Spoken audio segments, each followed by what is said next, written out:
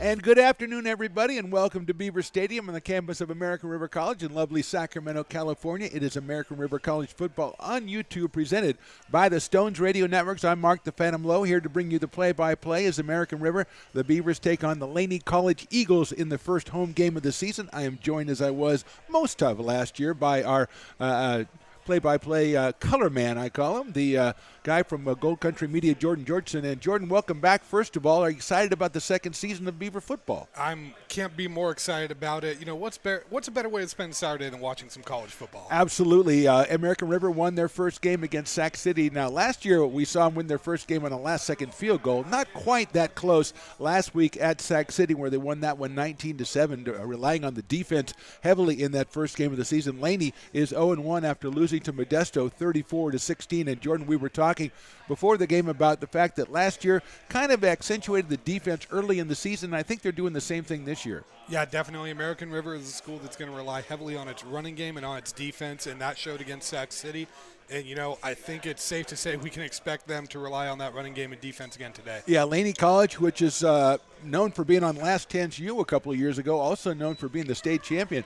Back in 2018, they lost their first game 34-16, as we mentioned, just 148 passing yards and 89 rushing yards. In that one, they've got quarterback Jackson Holt, a 6'5" freshman out of Oakdale. He is under center for the Eagles. But when you look at the American River College Beavers offense, Jordan, you see Kenny Leith coming back as quarterback and a lot of familiar names in the backfield.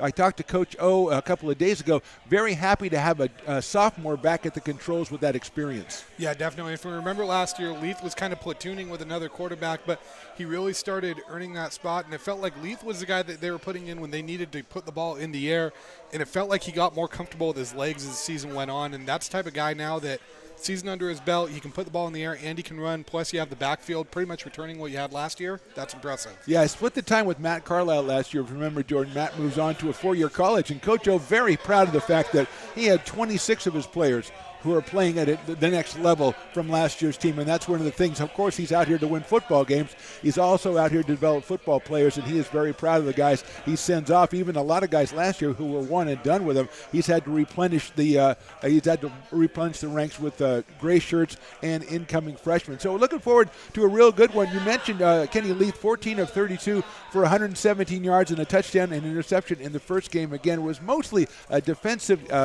outing for the American River College Beavers as they held the Panthers to just 7 points, and we'll look for more of that again. And Jordan, I know you've been pouring over the stats and pouring over all the figures and facts, and you've got a couple of keys to the game, so why don't you share them with us now? I do, and it's been keeping me up at night. I know, I can tell the bags under your eyes tell. You know, I'll say the biggest key in this one is convert your third downs. Both teams were below 40% on third down last game. American River 4 of 15 on third, 1 of 3 on fourth, and then Laney 7 of 19 on third down. So biggest key is the team that can keep the other defense on the field on third downs is going to be the team that comes out on top. Then quarterback efficiency. You know, I'm looking at two quarterbacks that put the ball in the air a lot, but both of them complete less than 50% of their passes.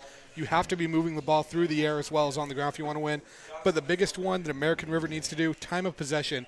Against Sac City, they ended up holding the ball for 38 minutes and 54 seconds of that game. If they can replicate that, not even 38, 54, but if you can get your time of possession around 35 minutes of this game, you should be the team that comes out on top. Let's look at some of the captains out there for the coin toss right now.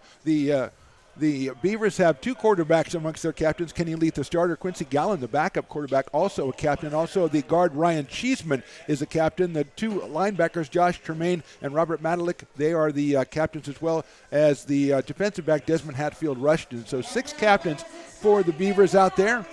And we are just about ready to get this one started. And Jordan, last year, the Beavers, kind of a slow start, won the first game, stumbled on a couple of games after that, put it all together, won the conference, and went in and beat Laney at Oakland in the semifinals, and then lost the championship game. So do you think something in Coach O's mind, maybe they got the win last week, maybe kind of extend that role and get maybe a better seeding when the season comes to an end? Yes, definitely, and I know as well as you know, college football, there leaves little room for error, but American River, they're coming into this one ranked, I believe, number 2 in Northern California behind San Mateo.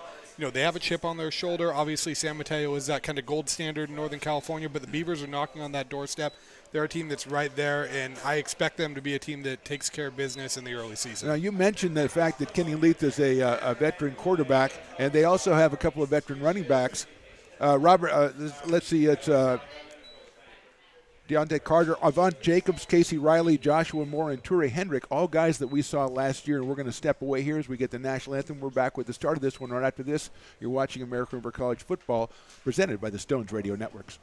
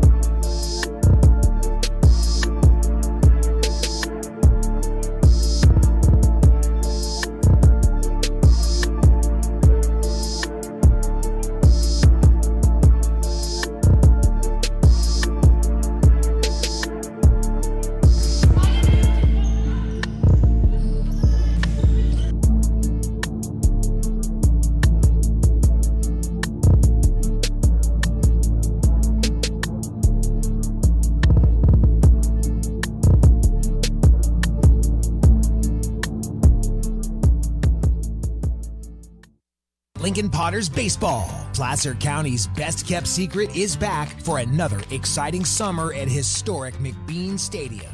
33 action-packed home games loaded with fun for the whole family. Local beer, wine, and eats. Fireworks, giveaways, theme nights, kids zone, and more. Come join in the fun and enjoy small-town baseball with Major League Entertainment. Tickets on sale now at LincolnPotters.com. Lincoln Potters Baseball. Come on out and join in the fun. Hi, I'm Monica from Ace Body Shop in Telling. We are a family-oriented business. We've been in business for over 30 years. We are located downtown Lincoln at 333 Lincoln Boulevard in Lincoln, California. We do automotive repair and 24-hour towing. Our phone number is 916-645-2859, or you can find us on the web.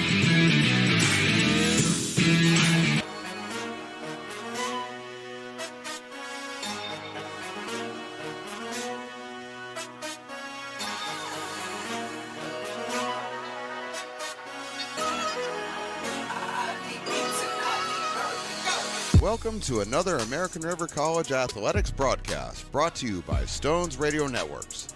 Coming to you live from Beaver Stadium on the beautiful campus of American River College in Sacramento, California. It's almost time for Beavers football. Today's game is sponsored by United Rentals, Ace Body and Towing, the Lincoln Potters Baseball Club, Grateful Bread, Super Taco, and Taylor Builders. To get you ready for today's matchup, let's send it up to the booth, to the legend, Mark the Phantom Lowe, to bring you all of today's action. It's Beaver football, and it starts now.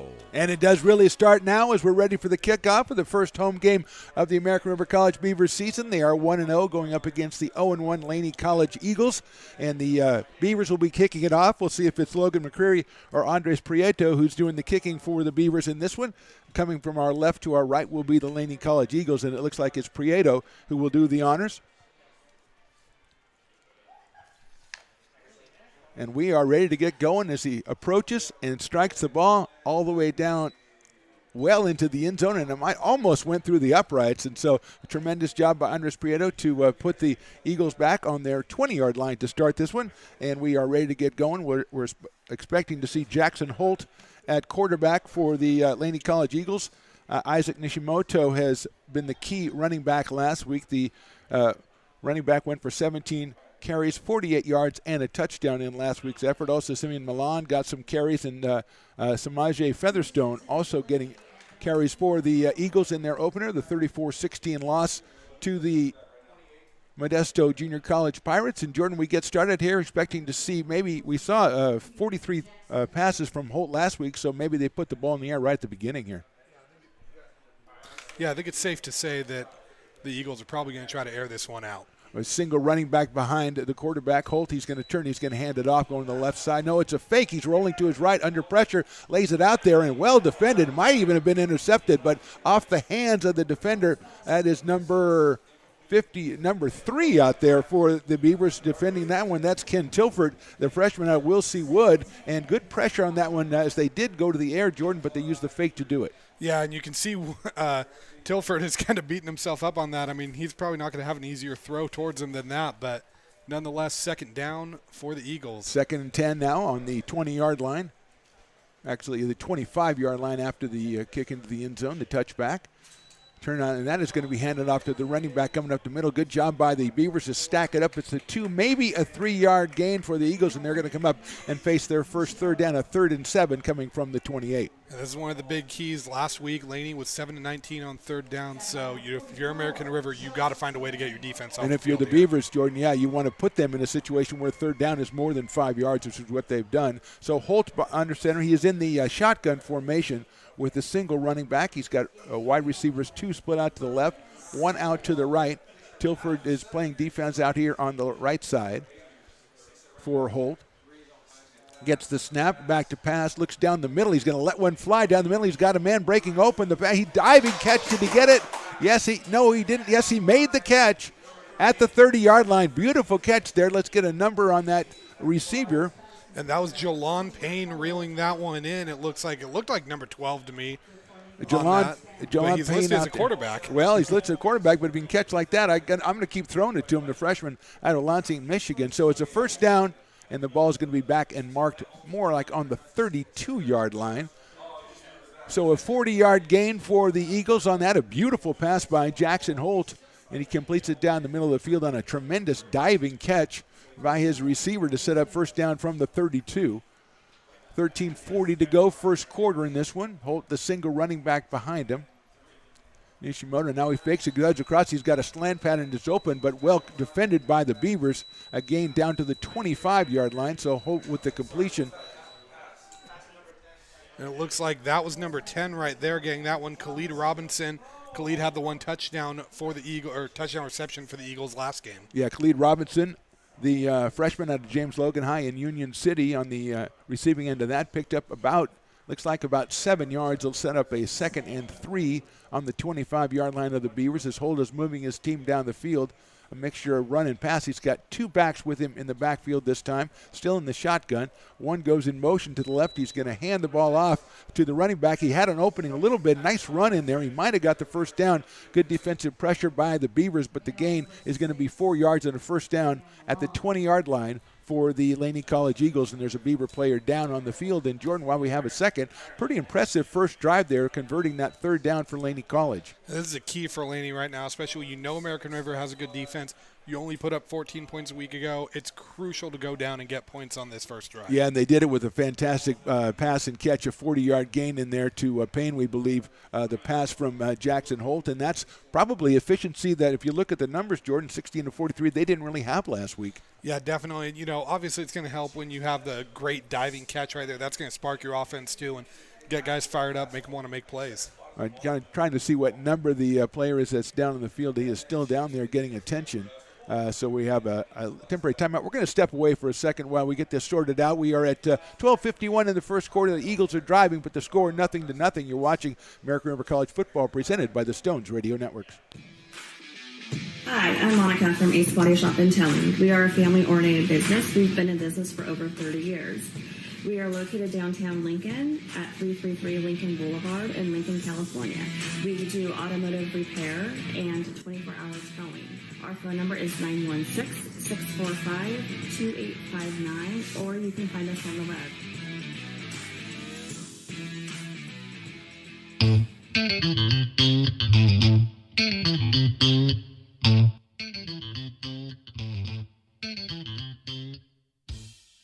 I love baking. I've been doing it my whole life. Grateful Bread was started because I needed the job.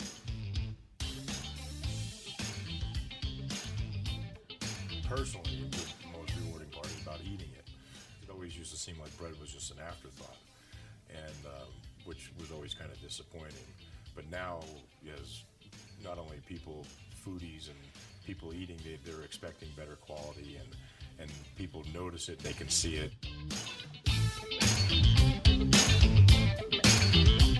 Lincoln Potters Baseball. Placer County's best-kept secret is back for another exciting summer at historic McBean Stadium.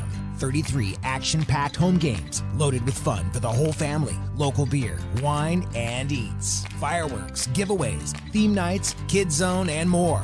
Come join in the fun and enjoy small-town baseball with Major League Entertainment. Tickets on sale now at LincolnPotters.com. Lincoln Potters Baseball. Come on out and join in the fun.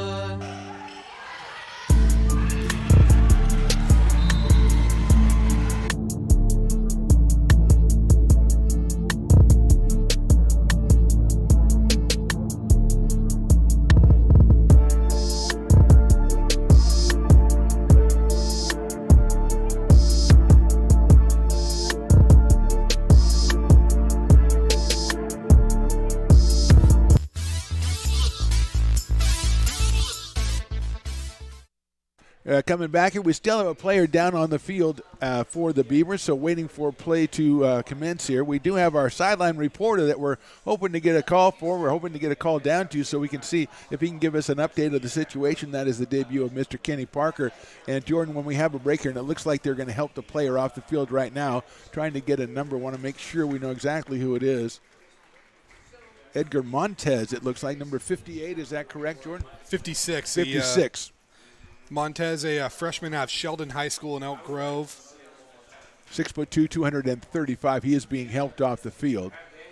So hopefully Edgar's okay. It looks like not putting a lot of weight on that left foot as we're ready to get started again after the injury timeout. Jackson Holt in the quarterback spot for the Eagles. He is in the shotgun. He's got Nishimoto behind him. Simeon Milan was the carrier on the first down play to get the first down. We are at 1st and 10 on the 20-yard line. There goes a one in motion, a little low snap, and the handoff up the middle again, bounces out to the outside. I think that's Milan again. He got down inside the 15, down to the 14-yard line. And so far, we saw numbers-wise, Jordan, the offensive, the running not too impressive, but today it has been so far. Yeah, definitely. And Milan right now already has 2 carries. He had 3 carries all game last week, so definitely a bigger part of the Eagle game plan today. Back in the shotgun, another motion to the right, and there's a quick pass to the guy who is in motion out of the backfield. Nicely pursued and well done by the Beavers to cut down the receiver after a gain of looks like no gain, and it'll bring up a 3rd down for the Eagles. And that was Samaj Featherstone on that. He had 3 carries, 27 yards last week, but he actually had 6 receptions out of the backfield. So Featherstone kind of your do-it-all Swiss Army knife back for the Eagles. Well, it looks like the Beavers knew just exactly what his role was going to be because they were all over him after Holt delivered the pass. And so we're at 3rd down now. It looks like it's going to be about 6 yards to go. Make that 5 yards to go for the Eagles. They've already converted a 3rd and 7 with a big 40-yard gain earlier in this drive, which started back on the 25-yard line. 11:30 to go in the first quarter. In the shotgun is Holt. He gets it, turns it, hands it off, and up the middle, the runner goes down to the 10, inside the 10 at the 9-yard line, and that should be enough for another Eagles first down and another straight-ahead run. Jordan just powering their way up the middle. Yeah, and good job by Milan to kind of bounce that out. It looked like the original hole wasn't there, but was able to just get enough yards to get that first down. Now all of a sudden you're at a 1st and goal if you're Laney and you're cooking with gas. Yeah, so the Eagles come out with 34-16 loss to Modesto last week, but they've come out here very confident and moved the ball down the field, and they're on the 9-yard line, 1st and goal.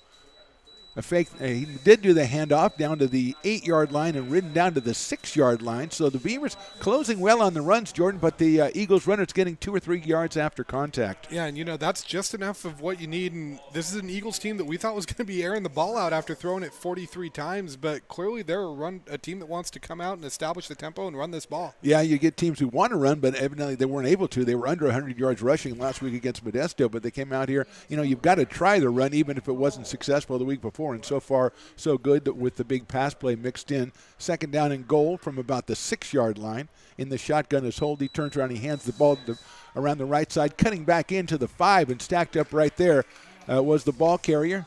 Just a 1-yard gain is going to set up a 3rd and goal from about the 5, a little bit outside the 5 for the Laney College Eagles. And it looked like that was Braden Grover, the 6'4", 285-pound freshman out of Roseville that was able to wrap up Milan on that one and probably save a play that could have gone for 6. Yeah, Coach O is very proud of he was proud of his defensive line last year, and they had a bunch of blue chippers on it, and he restocked with some guys, and he's really high on this year. And also his linebackers, as we mentioned, Josh Tremaine, Robert Matalik, the captain. So it's 3rd down and goal from just about the 5-yard line for Laney College. They've got a running back next to the quarterback, Holton. He's going to get it, look down the middle, and he's under pressure, rolls out to the right, gets to the 5. He's trying to get in. He's going to be down at about the 1-yard line. Good tackle by the Beavers to keep him. He looked like he might be able to motor in there, but he's going to be down at the 1, so it's going to be 4th and goal from the 1, Jordan. And speak of the devil, that was Tremaine that made the hit. And, Holt's not an easy kid to bring down. 6'5", 225 as a quarterback. That's a lot of quarterback to bring down there. Yeah, once he got started, you kind of forget that. And you look up and you go, this guy's moving. He had a little bit of open space. Tremaine with a great tackle, but that's going to bring out, obviously, the second big play of this drive, a 4th and goal from just about the 1-yard line. If you're the Beavers, too, a stop here just swings that momentum right back in your favor, no matter where on the field it is. Exactly, and Holt's going to be under center this time. The handoff is going to be quick. They're going to push it up the middle. I don't think he got there. Let's see, and it's going to be marked at the 1-yard line, and the Beavers have held, and they'll take over. Looks like we do have a flag in the end zone, though. Not sure what this is. We'll see if it was an encroachment by the Beavers. They are coming off the field defensively, and I don't see any signal. And I thought I just saw a first down signal. There it is from the referee. Now there is a penalty.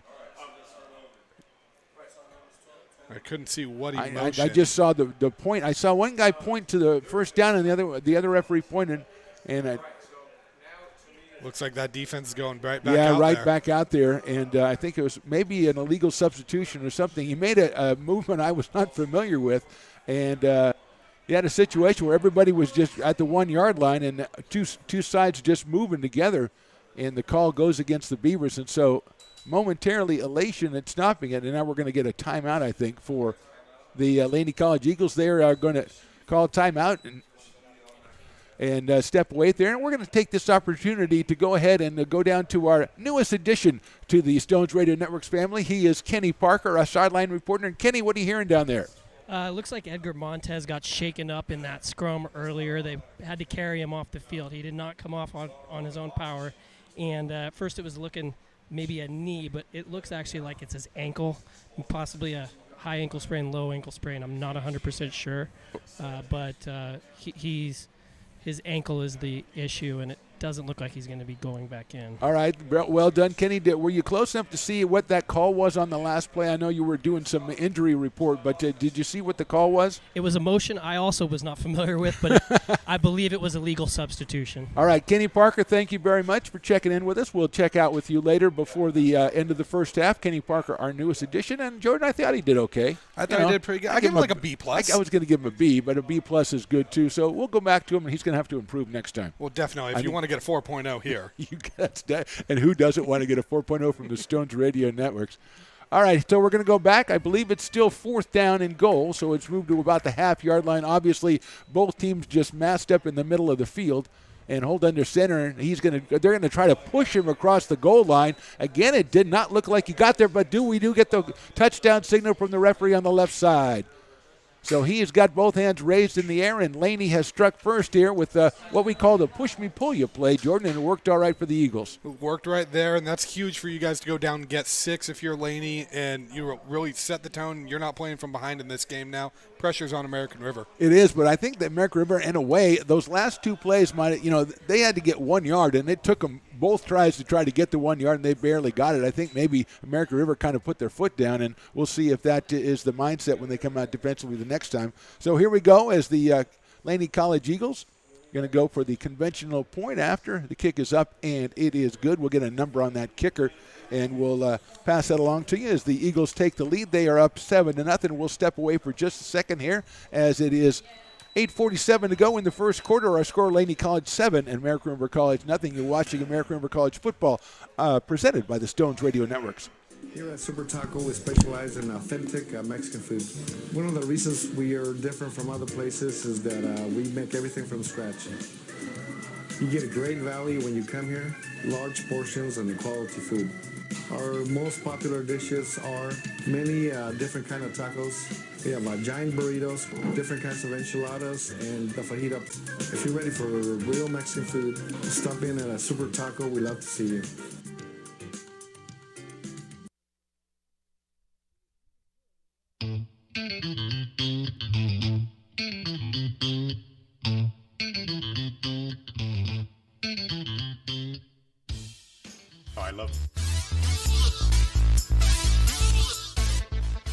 We are back here at Beaver Stadium, We specialize in and we are watching the Beavers get ready to go ahead and receive the kick here. We are different from other places is that we make And everything from scratch. we have our sponsors who want to get in on the kickoff sponsorship right there, and I can't blame them. If that was Super Taco or Grateful Bread, they're so good. I don't care. They can talk whenever they want to. Jordan, you have the kicker who put the extra point through for me, Jordan? Yeah, that's actually Billy Hewitt from the Shropshire Revolution in Shropshire, England. Oh, So, my gosh. Is that what?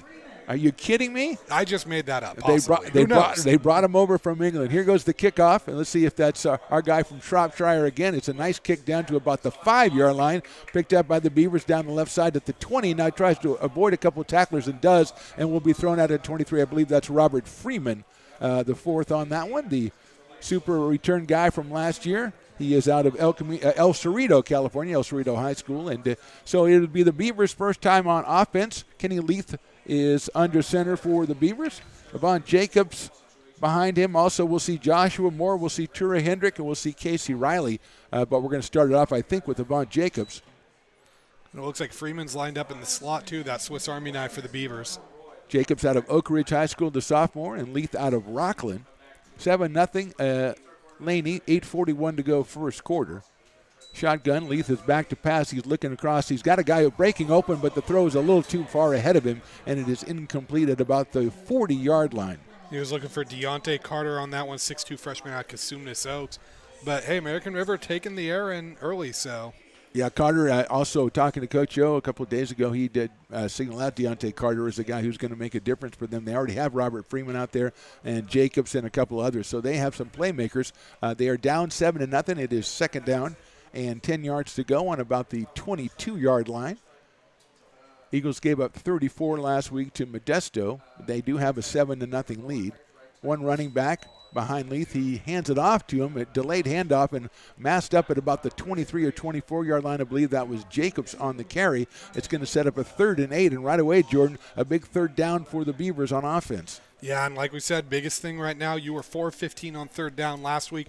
You got to convert this one down here. Otherwise, you're punting the ball back down 7-0. Yeah, because the difference in the game so far is that long pass on 3rd and 7 that was completed by the Eagles down the middle of the field. So let's see if the Beavers can do something similar or just pick up enough for the first down. They've got to go to about the 32-yard line with 8 minutes to go here in the first quarter.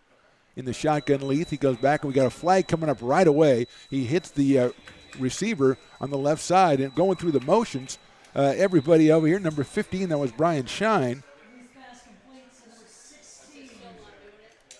That's Michaela Stevenson, number 16, but the flag went up right away. Maybe it was an offsides on Laney. We'll see what the call is, but if it not, that was a pretty impressive throw and catch right there, Jordan. Yeah, big throw and catch, too. He had 43 yards and a touchdown, Stevenson did, for the Beavers last game. So, you think that Coach O wants to get him involved a little bit early here. Yeah, 6'4" out of Cosumnes Oaks College or Cosumnes Oaks High School in Elk Grove, Michaela Stevenson.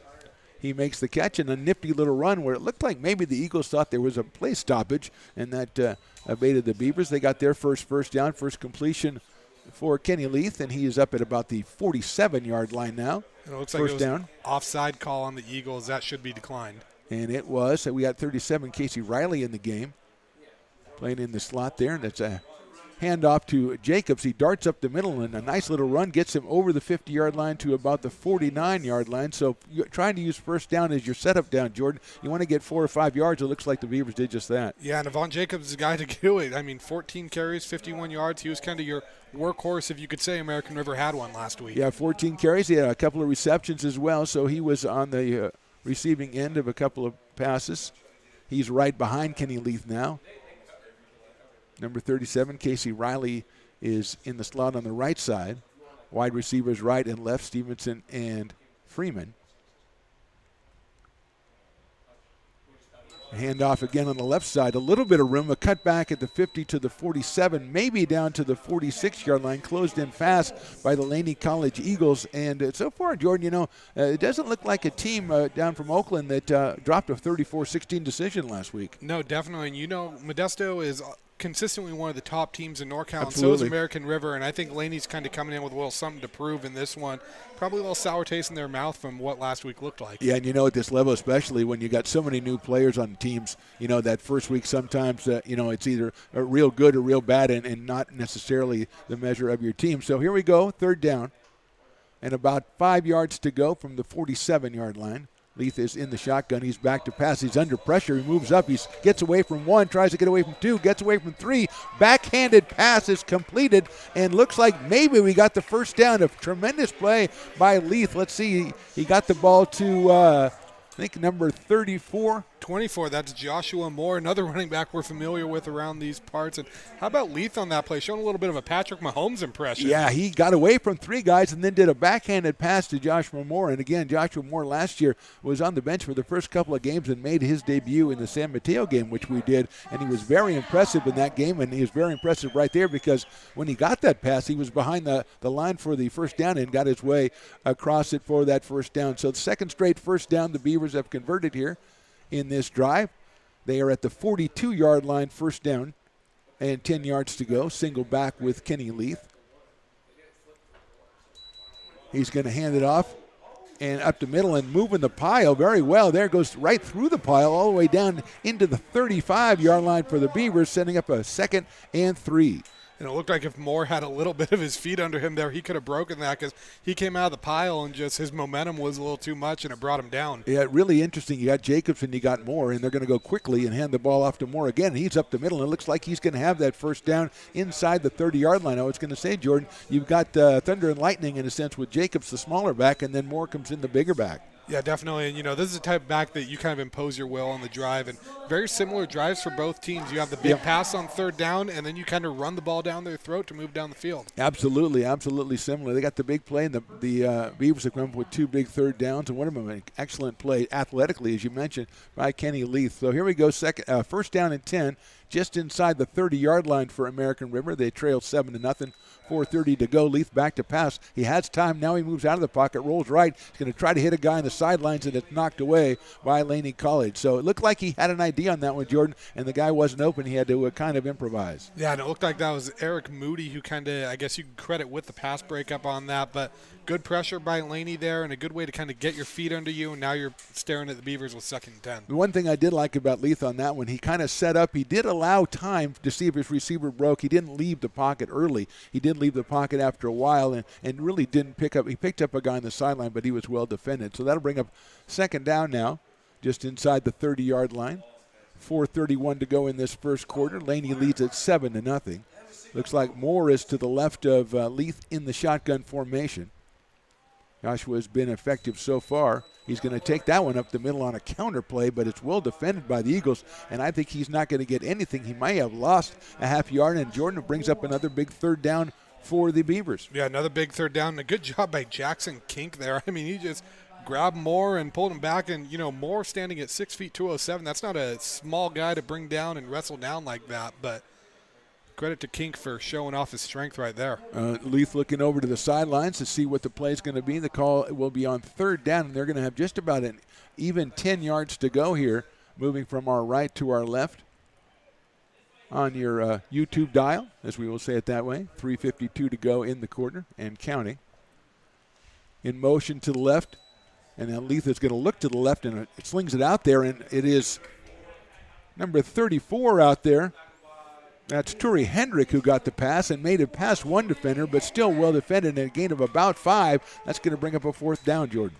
Yeah, and, with this level of football, too, this is that awkward 4th down where, it's going to probably be a 40-yard field goal. Not every team has a kicker that can make it from that, but still 4th and long enough that it kind of makes you uncomfortable going for it. Right, but they do have some weapons, and Hendrick, we just saw Hendrick. We have Joshua Moore, we have Jacobs, Freeman, and Stevenson. So I know that the Beavers think they have some weapons out there. They got to get just inside the 20. They are at the 25-yard line, so 4th and just over 5 yards to go for the Beavers.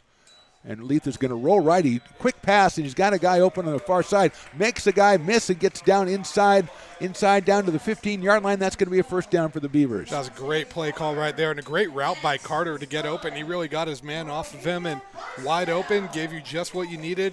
perfect play call, great execution. Yeah, perfect play call, but as you mentioned, great execution, because even though he was open, that's not an easy pass for a quarterback. You know, get it up there and you're throwing it across the field there, and he delivered it right on the money and allowed the receiver to make a move and get a couple more yards. They're going to mark it right about the 15-yard line, so it's 1st and 10 for the Beavers from there. Leith has got, looks like, I think that's Henrik to his right. He is in the shotgun formation. One receiver flanked out left to the wide side, and he's going to look for him on a fade route into the corner. Beautiful pass, just a little bit over the hand, and we're going to have a penalty thrown by the referee right at the end of that play. Yeah, they're going to get Bobby Brooks for a PI here, too. I mean, it's one of those where if you're a Laney fan, you probably don't love the call. If you're an AR fan, you love it. Brooks didn't turn the head, but, you know, there was a little bit of hand fighting that was going on both ways. Yeah, and with the pass was well laid out there by Leith, just a little over the head of the receiver who got one hand on it, but we are going to have the penalty, so the Beavers going to benefit from that. And let's see, I believe it's just going to be probably half the distance to the goal. It is not a spot foul like in the pros, so we'll see where they mark it. I believe it'll be right around the 7-yard line. No, let's move that inside the 5 into the 3-yard line, so it marked off the 10-yard penalty. And now it looks like it's going to be more back in the backfield for the Beaver. Oh, no, we got a couple backs. We have everybody on the roster in the backfield behind Leith, who's going to take this one from under center. And he turns around and hands it off, and we have a flag right away. They're going to give it, I think that's Casey Riley. But right away, a flag went up from the left side. Usually that means an offside situation. We'll see if that's the case. Yeah, definitely. And Riley really bowled over his defenders there, all 5'10", 245 pounds of them. It's a lot of player to tackle right there on the goal line. I felt like everyone knew that ball was going in. Yeah, Riley from Orville High School, like you say, 245, and he's the touchdown scorer. And we're going to have offsides, I guess, against the Beavers. It's kind of rare they let the play go on if there's a false start. Yeah, he made the offside call, it looked like to me, not the false start call, but it'll be moved back to the 8-yard line, or maybe make that the 7-yard line. Still 1st and goal for the Beavers, and again, Jordan, obviously now you've taken it this far. This is a situation where if you're the Beavers, you're putting everything together and trying to get 7. Yeah, definitely, especially because Laney went down there and got 7. You can't go down trailing after this drive. Yeah, we got the battle of the beef at the goal line. We had that on the right side. Now we're having it on the left side. Now back into that shotgun with Joshua Moore behind him. Hands it to him up the middle. He splits through down inside the 5 down to about the 2-yard line. Moore, I think, we saw it last year, Jordan, really running well. Yeah, definitely. And, he was a guy that kind of came on a little later in the year last year. But he really came in and hit the ground running, if you will, and really sparked that Beaver backfield. Something maybe to look for now. They kept the ball on the ground for the most part, but I know that Coach O loves his tight ends. And we've got a couple of new ones as the guys last year, Grayson Barnes and Ian Simpson, moved on. They're playing at 4 years right now, so we've got a couple of new guys, Zoltan Homley and also Seth Bozzi. So let's see if he utilizes them in a pass play here. As it's 2nd and goal from about the 2. And we're down under center again. To fake the handoff, and it's a bootleg to the left, and he's going to waltz right in for the first touchdown of this game for American River College. And the threat of the run was enough there, Jordan, and he was untouched into the end zone. Definitely. I felt like everyone was cheating that run, and, clearly Coach O saw something. Maybe Lewis saw something. It could have been an RPO. And he just trots in for possibly the easiest 6 points of his life. Yeah, you saw something, but there was sometimes you'll see a guy maybe go, "Oh, I should have been there," and he tries to come back. At that time, there was nobody at all was going after him. Let's see who's doing the kicking. I think it's Logan McCreary, number 46. Yes, taking McCreary, the kicks there. McCreary, the freshman out of Liberty Ranch High School, great football program Ball down there in Galt. And it is right through and good. So we've got a tie game here. Good ball game so far. 1:03 to go in the first quarter. It is American River College 7 and Laney 7. You're watching American River College football presented by the Stones Radio Networks.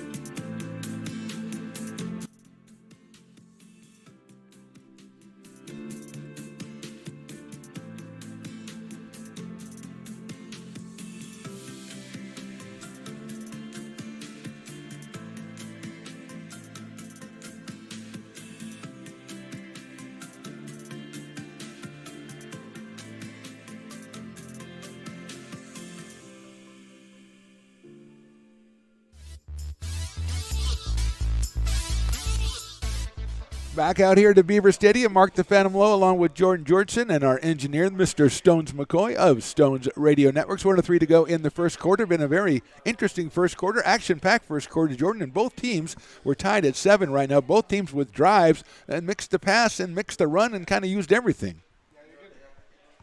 You got to be happy with those first drives. If you're both offensive coordinators and if you're both defensive coordinators, you're kind of pulling your hair out right now. Here we go. I think that, let's see if it's Andres Prieto again. A big kick down there, and that's going to be into the end zone. Another touchback. So that is a weapon that you want to have. You see it sometimes on the high school level. You see it a little more at community college, Jordan. You want to pin that team back. You don't want to give them a chance to return that, and Prieto's done it twice now. Yeah, and Laney College, too, they went 75 yards down the field on that first drive, but if you're the DC, you're probably sitting there thinking you're not going 75 yards down the field every time you have the ball, so that touchback is a huge weapon. Yeah, and then, at 75 yards, about 40 of them on that one pass play, which was a brilliant play by the Eagles, but the Beavers hoping that does not repeat itself. As here comes Jackson Holt back out here to run the offense for the Eagles. They scored, as Jordan mentioned, on a 75-yard drive to open this game, and the Beavers have just answered. Looks like that's Milan in the backfield. So that is Simeon Milan.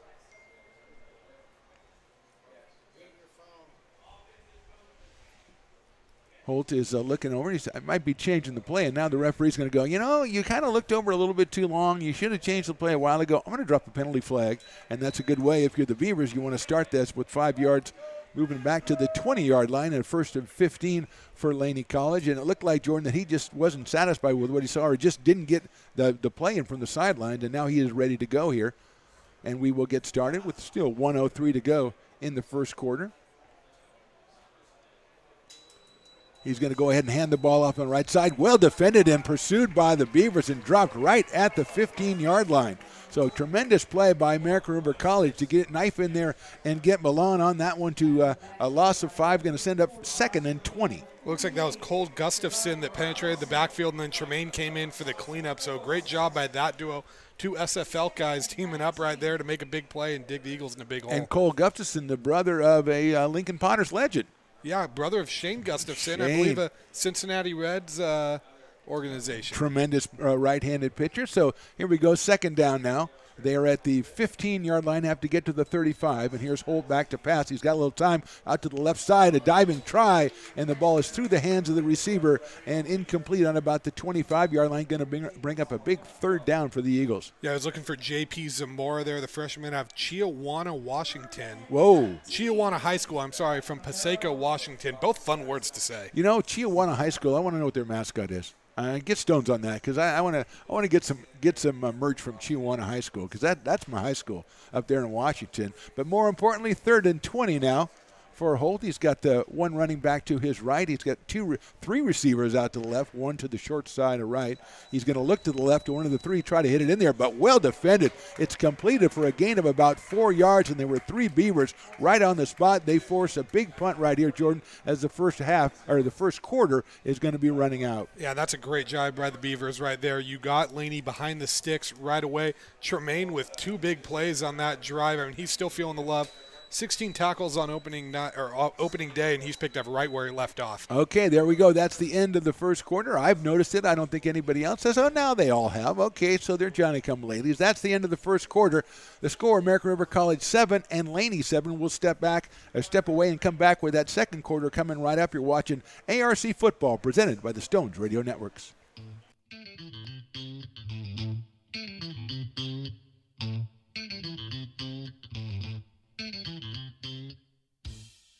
I love baking. I've been doing it my whole life. Grateful Bread was started because I needed the job.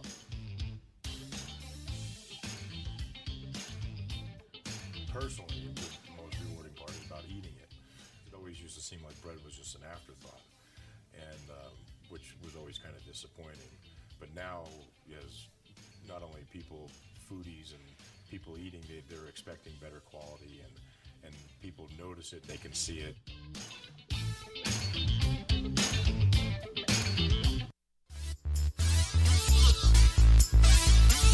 Back to Beaver Stadium on the campus of American River College. It is 7-7. We are starting the second quarter here with our sponsors just want to be part of the broadcast, Jordan, because, we're just killing it out here. And so our sponsors go, I don't care if they're back to the game, I'm still doing my commercials. But what we got is a punting situation, and Laney is going to punt it, probably get rid of it from about the 6 or 7 yard line. The receiver back on the 45 for American River College. See if that's Robert Freeman back there. We also had a couple other guys with punts.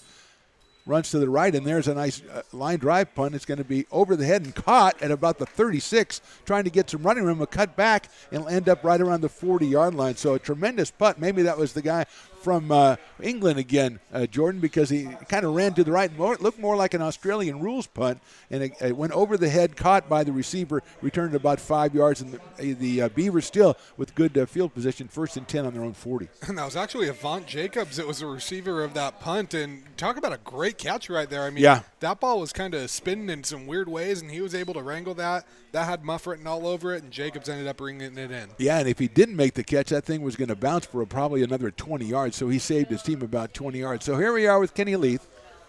He's got one running back with him on his left. He's got double wides to the right. He's going to go ahead and hand the ball up the middle, and nice defense by the Laney College Eagles. They're going to limit that to about a 2-yard gain and set up a 2nd and 8. That was Josiah Shannon, another freshman for the Eagles that came in there and made the play from the corner position, actually. So, not often you see a DB making a play in the backfield, but I guess you couldn't call it the backfield, but close to the line of scrimmage. Yeah. Good play by him. Avant Jacobs, the running back behind Leith. He's got 2 wide receivers out, spread to the right side. Jacobs behind him, 2nd down and about 9. And now we've got a flag on the play, and that may be a false start of some sort on the Beavers. It is. So somebody up front jumped. It's going to put him back 5, send him back to about the 36 or 37. Set up a 2nd and 13 for the Beavers here. Just starting the second quarter, 14 minutes and 15 seconds to go till halftime. Leith in the shotgun. He's got those 2 wide receivers to the right. He's got a slot left, probably Casey Riley. He fakes the handoff, rolls away from pressure, hits Riley up the middle. He's got him on the right hash mark, cuts down to the 50, down to the 45-yard line. So it looked like a panic throw, Jordan, but it ended up being exactly what they decided to do. And that's twice now that Leith has really made something out of a bad situation. That's got to make you feel good, and that's really what you see from that sophomore leadership with that year of college football under his belt now. And you talk about Casey Riley, Jordan. In that case, they're kind of using the 5'10", 245-pound guy as a tight end. Yeah, you definitely don't think that you're going to be seeing Riley be catching passes when you look at him, but good job by Riley to reel that in, get a 1st down, and make up for that penalty. 1st down on the 45 now. Jacobs behind Leith. He's going to fake it to Avant. He's gone back. He's looking down the middle. Now he's under pressure. He lets it go at the last minute and barely is not intercepted. He had a guy in the middle of the field, but his arm might have been hit or he was hurried. The throw was a little short, and the Laney College defender almost picked that one off. Yeah, that was Trenton Johnson that almost ended up with a pick, and it looked like Laney just timed the hit with the throw perfectly, and he was looking for Freeman there, but throw ends up falling short and almost a disaster for the Beavers. Yeah, Laney, good job by them to do that because you say looking for Freeman, and he was open in the middle of the field. So 2nd down, still 10 yards to go on the 45-yard line. 7-7 our score here from Beaver Stadium. Second game of the season for these 2 teams. Beavers looking for their 2nd win. Eagles for their 1st. There's a handoff inside, cut it back up the middle. It's going to get just a couple of yards, though, and it's going to bring up a 3rd down and 8 yards to go. A little bit of altercation back in the backfield. We do have a penalty on the 35-yard line as the wide receiver and the defensive back came together, so let's see what the call is on that one, and that's a big call on this drive. Against the Beavers, will send them way back, and if it's against the Eagles, that could be a 1st down. Let's see. I think they're going to get Stevenson here. It looks like he was kind of the aggressor in that situation. It is going to go against the Beavers. Look like a personal foul call against the Beavers. So that's going to send it back 15 yards and put a crimp in this drive. As Stevenson trying to cut across the middle, ran into an obstruction out there, and they got tangled up, and Stevenson gets flagged for the call. It'll move it back to about the 41-yard line. Penalties were a problem for the American River last week. 8 penalties, 104 yards. So if you're ARC, you want to try to limit those, and they've been costly so far this game. 15 yards there. The penalty that gave Laney the touchdown and cost you a turnover on downs early, too. They're going to have to this is going to be 19 yards to go here. And now we're going to get a timeout from the Beavers. They're going to talk this one over. So we'll step away for just a second. 13:02 to go until halftime. Laney College 7, American River College 7. You're watching RSA Football presented by the Stones Radio Networks.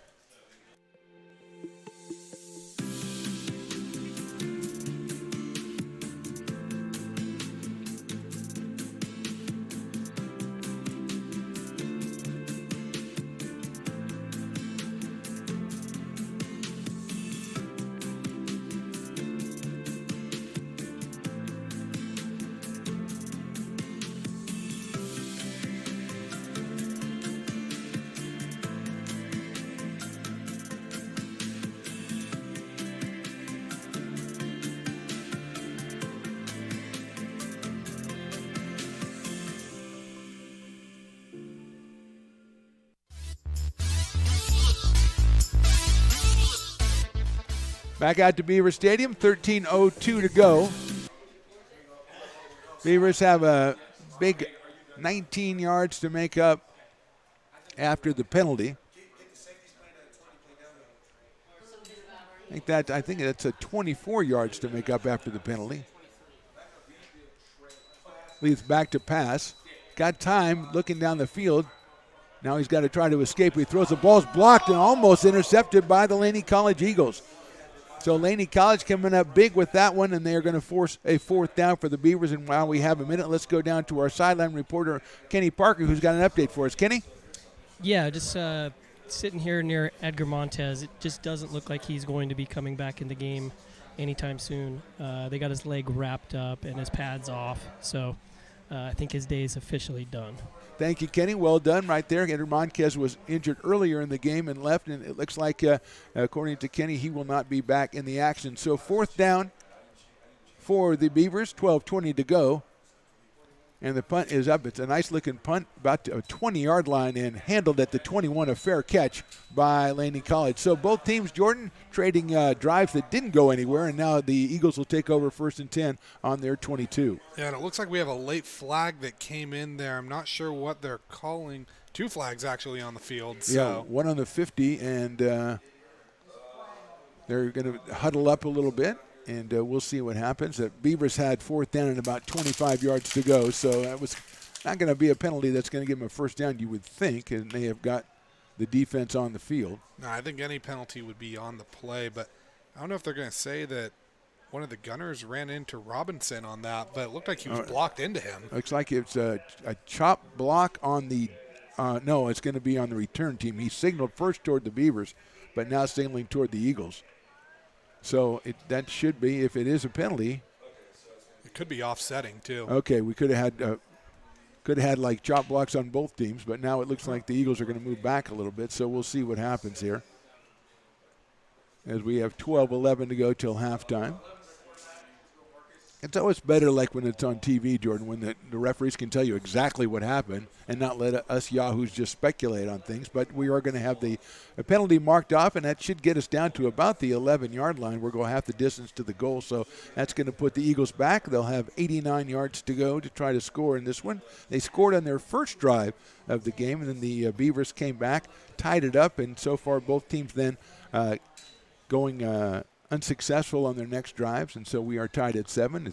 Jackson Holt is back on the field for the Eagles. The big quarterback, 6'5" freshman in the shotgun. He's going to pass on first down. He's under pressure. Going to loft one out to the right side. It's wide up, and it's intercepted by the Beavers at the 25. Back to the 20, to the 10, and it is in the end zone for the touchdown. Let's see, we're going to have a flag on the play as we have everybody's waving their hands out here. And that ball was laid up there and was handled by the Beavers on the interception. And the flag is down in the spot where it looked like the interception was made at about the 23-yard line. Now, big question here is going to be if that ball is tipped at the line of scrimmage, because exactly. That would void any pass interference penalty. But if that was straight out of the hands. And it looks like we are moving forward, and the penalty will be on the American River College Beavers. So great play by the Beavers, negated by the penalty. And it will be first down, and now 10 yards to go for the Eagles. Again, did not see a signal yet on what the penalty exactly was. So we've got a new quarterback in there for the Laney College Eagles. That is number 11, which we don't have a number 11 on the roster. We do have Jelon Payne, number 12. Let's see. And it's first down again for the Eagles. As a handoff on the left side. That's a great job by the Beavers defensively getting through and shutting that one down. And probably a loss of about 3 yards and good penetration that time by the defensive line of ARC. And stop me if you've heard this before, but that was Josh Tremaine. Okay. Again, All I mean, right. he's everywhere. That one took a little bit longer, you think, as a slow developing sweep there, and gave Tremaine time to slice through and make the play, which is I think what they need after the disappointment of the pick six that was called back. They go ahead and they make another big defensive play against a team that's breaking in a new quarterback right here. Yeah, and I think that's one of those things. They have him a little bit rattled, even though that interception was called back. Yeah. I think it's in his head a little bit. So in the shotgun with one running back, and that hand is a fake to the running back. A little time action roll to the right now down the middle, and that one is a little too low. Well defended by the Beavers and incomplete, and that's going to bring up a third down. And so far, Jordan, the new quarterback looking around, not able to find who he's looking for. Yeah, a little bit shaky, and I'm not really sure what is happening right now with Jackson Holt. I don't know if he's shaken up or not, but you got to think if you're Laney, you got to try to find a way to get him back in the game. Well, here we go. Maybe they're, and again, we say this all the time. It's early in the season. These teams, just got together. This is their second game, so you're going to, if you have a couple of quarterbacks, you're going to give the other guy a chance. We saw that last year with Matt Carlisle and Kenny Leith with the Beavers. One guy was effective, the other guy not so much, and then it would change the next time. So 3rd and 10 now. The ball, they make that 3rd and 13, the ball at the 17-yard line. Shotgun again, looks down the middle, pressure on him, and now he's going to go down at about the 11-yard line. And that's Great Beaver play. football. And that might be a fumble. Let's see. Yes, they're going to call it Beaver. It's a strip sack and a beauty by the Beavers, and they're going to take over at the 11-yard line. And it looks like that was, I want to say, Malachi Red on the strip sack, and then Braden Grover, that comes up with the fumble recovery and a huge momentum swing, and now you're the Beavers. You're knocking at the door and can make this a 14-7 ball game. Yeah, defense making 2 big plays. One of them called back, but 2 big plays in the span of about 4 or 5 plays, and that was just a tremendous play by Malachi Reed there to get that strip sack, and Grover covers it. So it's first down at the 11. Leith taking over. He's got one running back to his left. He's got a wide receiver out to the left and tight on the right side. And now we're going to have it waved off by the referee, who's going to, I think, move the chains a little bit over there. Let's see. So let's see if they move that inside the 10-yard line, which would necessitate a 1st and goal situation. And that's what it looks like it is, right on the 10-yard line. Eagle-eyed Stones McCoy making that observation.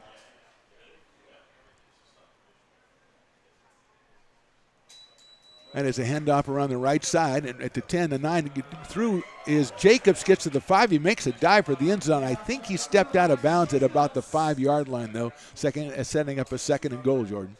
Yeah, I think he stepped out of bounds. And, I really thought that Leith was going to throw that because he kept looking over to Thorne Charles on that one-on-one matchup during the pre-snap. So I thought for sure he's throwing a jump ball up there. Fooled everyone, gives it to Jacobs, and almost had 6, but he doesn't step out. And I was noticing that if he faked it to Jacobs and rolled around the left side, that bootleg was open for him again, and you wouldn't think that would be available to him so soon. So it's 2nd and goal from the 5.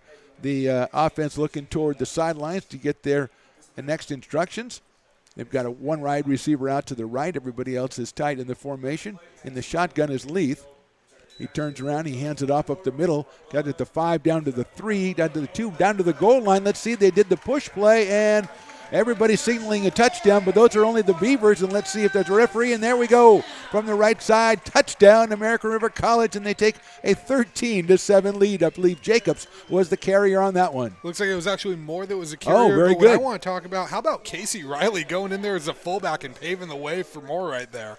You got Moore already, like you say. He's a strong guy, Moore, and then you put Riley in behind him, and that's getting a lot of thrust right there, and that's your touchdown. It's Josh Moore from Del Oro, so it's 13-7. Let's see if that's McCreary again on the kick.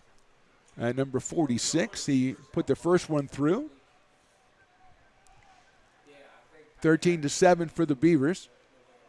Snap is back. The kick is up. It's a little wobbly, but it is right down the middle, and it's good. So the Beavers come back. They get a turnover. It's called back, and then they get another turnover. They punch it in on the second play, and they grab the 14-7 lead. 10-10 to go here in the second quarter. Beavers 14, Eagles 7. You're watching ARC Football presented by the Stones Radio Networks. Hi, I'm Monica from Ace Body Shop in Towing. We are a family-oriented business. We've been in business for over 30 years. We are located downtown Lincoln at 333 Lincoln Boulevard in Lincoln, California. We do automotive repair and 24-hour towing. Our phone number is 916-645-2859, or you can find us on the web.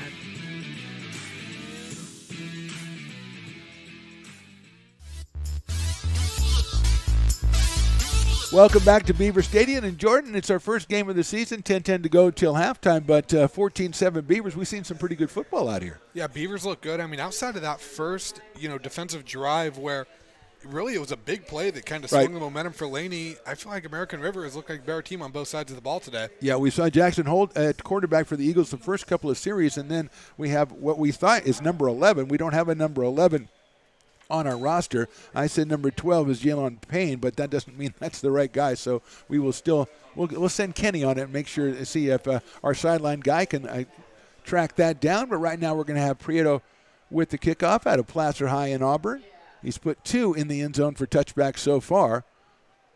This time going the other way, and that one's a little line drive. It's going to bounce at about the 12, picked up with the 5 by Laney. They run it up the right side, get by the first guy, and they're going to get it right out to the 25-yard line. And we have another penalty coming in for some downfield antics here between the Beavers, one of the Beavers and one of the Eagles on the special teams. Let's see where way that goes. And Jordan, we saw that earlier on the Beavers. They got the penalty on Stevenson, and that's not something you want to keep doing if you're the Beavers. No, it's not. Although this flag, if that's for the same thing, I think they got to give American River a little bit of the benefit of the doubt there. It didn't seem like there was anything egregious after the whistle. It was just 2 guys going hard, and they were kind of breaking up as the whistle went.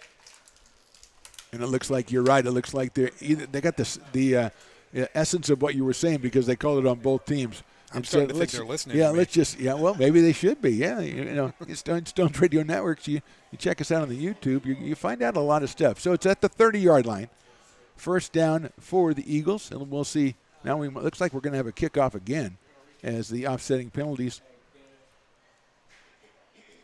will necessitate that, it looks like. As at least that's what the Eagles think, because they're set up. The Beavers are like, we don't really feel like kicking it off again. I think we did it well the first time. Well, it's a bold strategy if you're going out there with no kickoff team. It's a strange thing. If you have a penalty on the kickoff and it's on both teams, you just go ahead and let them have it where it is, and you keep playing. But no, that's not the way they're going to do it. They're going to say, let's go out there and try it again. And that was, as we said, for Prieto, a much different-looking kick than he did the first couple of times. He put his foot into it when he put it from our right to our left, this time left to right. So let's see if this changes the outcome much, as the Eagles had that one back to about the 30-yard line. I'm going to get one to re-kick it because, you want to put him back a little deeper. Looks like it's Robinson and Featherstone back deep to return for Laney. Okay, Robinson, the wide receiver. Featherstone, the running back / wide receiver. He gets carries and he gets receptions. And so here we go. 10:05 to go here in the first half. Beavers lead at 14-7, and here's Prieto approaching at the 35. That one is a lot higher, but still going to be a little bit short, handled at about the 2-yard line by the Eagles, and good penetration by the special teams of the Beavers, and they get down there and they'll drop him right about the 16. So, Jordan, it wasn't all the way through the end zone, but he got enough air underneath it that he allowed his special teams to really get on it. Yeah, and that's a 14-yard swing right there, so you got to be happy with that if you're American River, and that's why you go with the re-kick right there. And also, it's like the spirit of what American River, the Beavers did on defense last time, is they were just going after it last time. And that's exactly what, there were a couple of guys got a good shot at that running back or the returner on that one. And I think that just kind of keeps the Beavers kind of up on defense, and they really are smelling blood in the water. So here we are.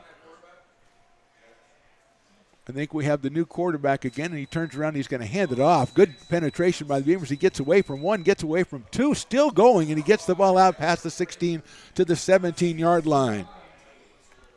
So it is Jackson Holt back at quarterback. A good run there to get about 3 or 4 yards for the Eagles, and that'll bring up a second down. And if you're Laney, I feel like getting points on this drive is crucial after how the last couple have gone for you. Yeah, you have Holt back at quarterback. You have a good run right there, even though he only got about 2 yards. So it's second and about 8 from the 17. Handoff up the middle on that one, and gets through to the 20 to 21, and maybe move that one out near the 23 or 24-yard line. The pile just keeps moving for the Eagles, and they'll set up a third down and about 3 yards to go. It looks like that was Milan again, so really clear that Laney wants him to be a big part of this game plan. They want him to really be the one kind of pounding this American River defensive front. Yeah, we've seen Milan. He's been impressive on a couple of runs so far in this first half, so he has got it up to about a third, and let's make that 2 yards to go. They have to get just over the 26-yard line.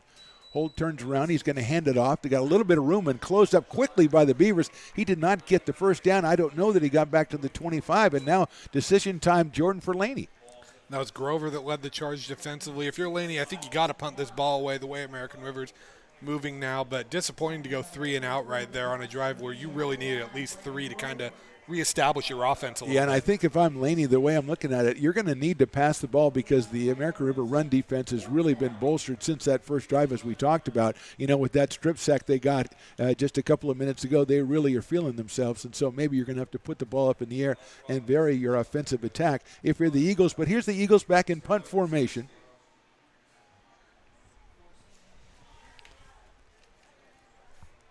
Number 3, J.P. Zamora. And then we've got it called to a halt here as well. We got a lot of trouble getting things going here today on all fronts. You know, I think they think that the staff here is paid by the hour. They want everyone to make sure that they're getting their money's worth. You know, this is going too fast. Let's get a penalty here and push it back a little bit. 8 minutes to go in the first half. And now inside his 5. Yeah, that one has popped up. That's kind of a little shank over there. It's going to be up, and it gets a pretty good roll, but it's going to still be on the Beaver side. It's going to be, let's see where it's marked. About on the 40-yard line, it looks like. Let's see that one. One of those ones that went out of bounds, Jordan, and you couldn't really tell where it crossed the line. Yeah, you couldn't really, but I'll say this, you know, as a former football player with a short-lived career that played a lot on special teams, that was my worst nightmare on punt return because I was mortified of a ball just coming down and hitting me as I'm trying to make a block, and then I'm the guy that cost my team a turnover. George son, what are you doing out there? 1st and 10 on the 40 for the Beavers. Leith with Jacobs behind him. He stands at the 45, turns around, fakes the handoff. He's got a little. Now he's got to move out. That's great penetration by the Eagles. They're going to get the sack as they keep riding Leith past the 50, but the sack is probably going to be called right about the 46-yard line. So big play by the Eagles, a loss of 6. And that was Big J. Henry, the 6'3", 280-pound lineman out of Oviedo, Florida, introducing himself to Leith right there. And it wasn't a very nice introduction. No, you'd think this, first down, you got momentum, you're going to go ahead and do the play action fake. You think it's a pretty good call, but he looked up and there was Big J, as you call him. He was right there ready for him, so sets up a 2nd and about 16 from the 46-yard line. Leith back in the shotgun.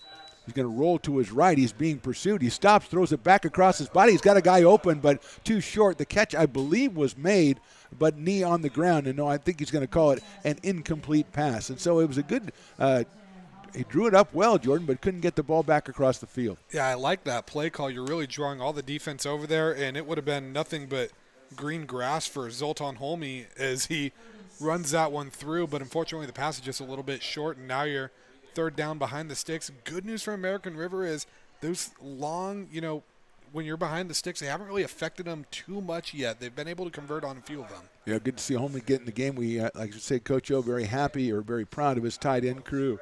And 3rd and 16 now from the 46.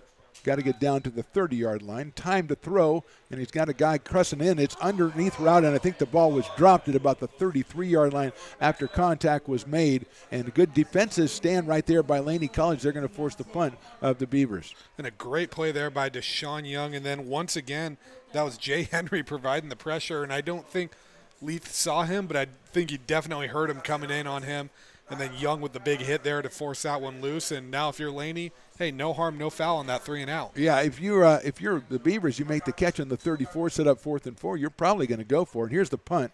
That's a short punt, It's going to balloon up to about the 18-yard line, and it's fair caught by Laney right there. So trading possessions, and Laney comes out at about the 18, which is about where they started last time. So as you say, no harm, no foul. 6:42 to go here in the first half. And Jordan, we've seen a couple of good series now in a row from the Beavers. So obviously Laney's got to go ahead and get a first down or two and get back on the footing they had when they started the game. Yeah, and if I'm Laney, especially with Holt back in the game, I might try to take a stab downfield, maybe even on first down here. Really try to flip that field position, because right now if we're going to play this chess game and you're starting inside your own 20-yard line every time you get possession, you're not going to be able to do too much. Yeah. Yeah, we've seen Khalid Robinson who made a catch. Alex Baldry with 3 catches in the last game for the Eagles. He has not got a ball yet, and here's Jackson Holt on first down at the 18. He's going to go back to pass. He's going to let that one fly. Good coverage on the corner there, and the ball is going to be, let's see if the catch is made. I thought he was out of bounds, and the referee's going to say the catch. I still can't. It looked like he was out of bounds. Everybody's signaling catch, but we're going to get a no catch, and the ball is going to come back. So great defense that time, Jordan, on the sideline.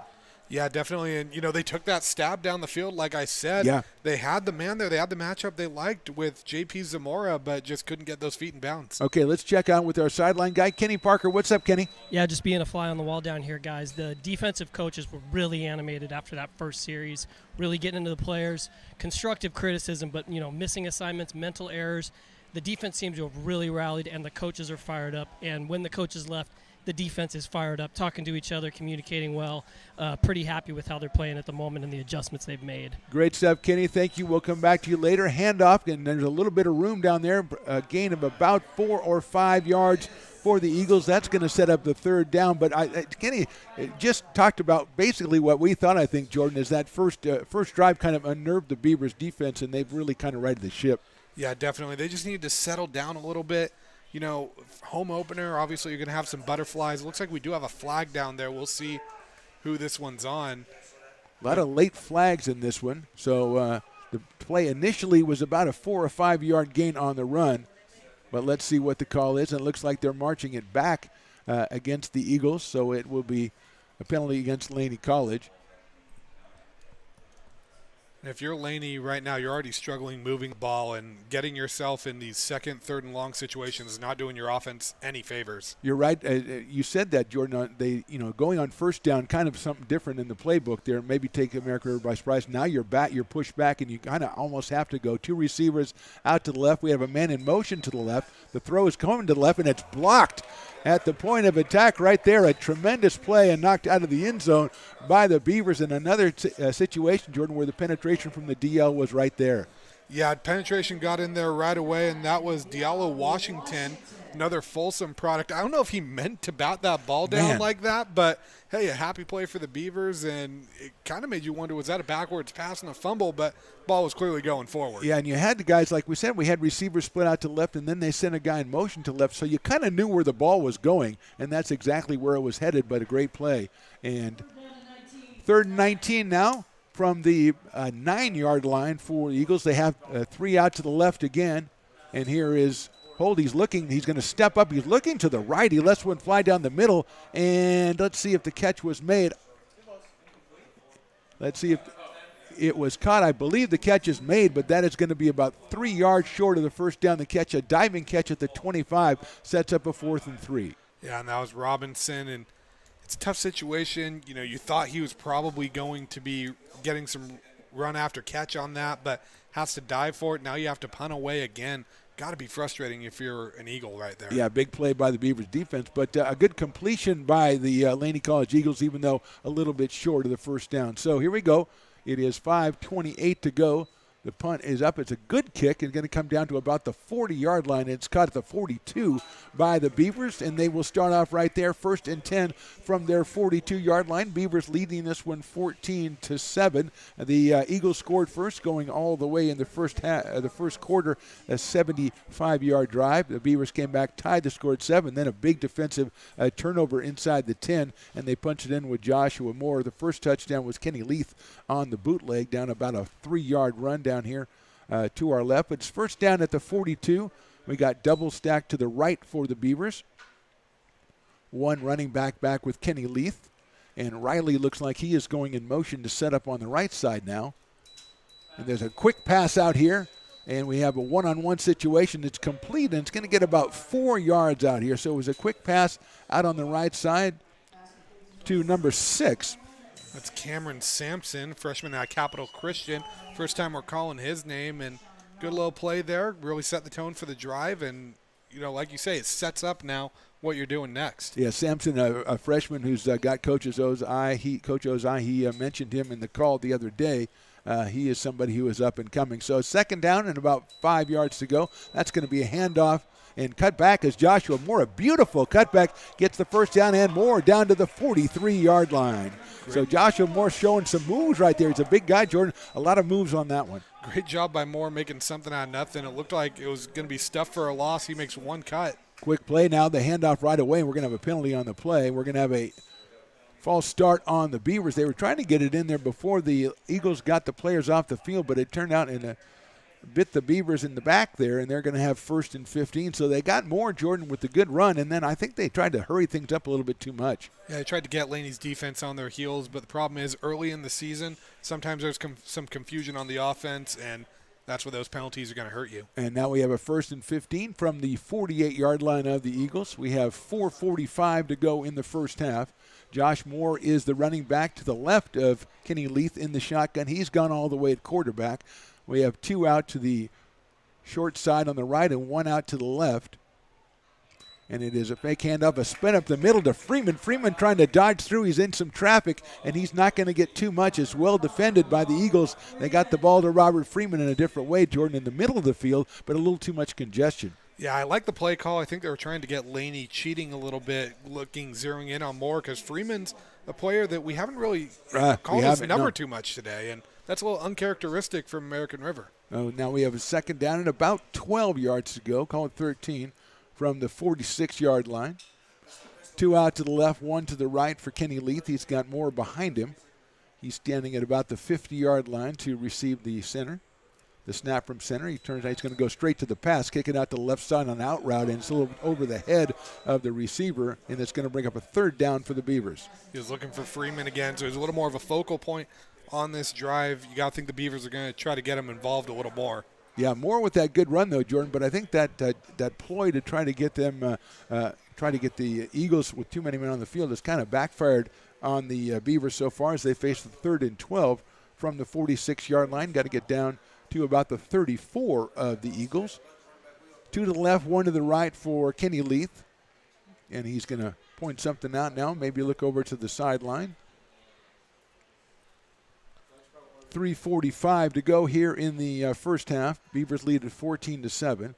And Leith straight back to pass. He's got time. He's going to run it out to the right side, but it's a little bit too low. Had a guy at about the 31-yard line, but the pass is low and outside. It's going to bring up a 4th down for American River College. Yeah, I was looking for Deontay Carter there, and, now we've seen a few drives stall for both teams, but again, this is one of those for American River. You're still winning this field position battle because realistically the worst that's going to happen is you're pinning Laney back on their 20-yard line. Yeah, the discouraging part was you had Carter open on that, and you're trying to hit those out routes, and they're timing routes, and it's early in the season, but you want to make those work. That's a good kick. It's going to balloon up in a fair catch signal for it, the 16 and made by the Eagles. So with 3:32 to go in the first half, the Eagles trail this one 14-7, and the point, Jordan, is you're working on your routes, you're working on everything, timing during the games, but that's the kind of play that you want to make, and we've seen Leith make those quick tosses so far in this ball game and make them on target. That one a little low and outside. Yeah, a little bit of a disconnect, I guess, if you will. I don't want to say it's a miscommunication. It's just one of those where,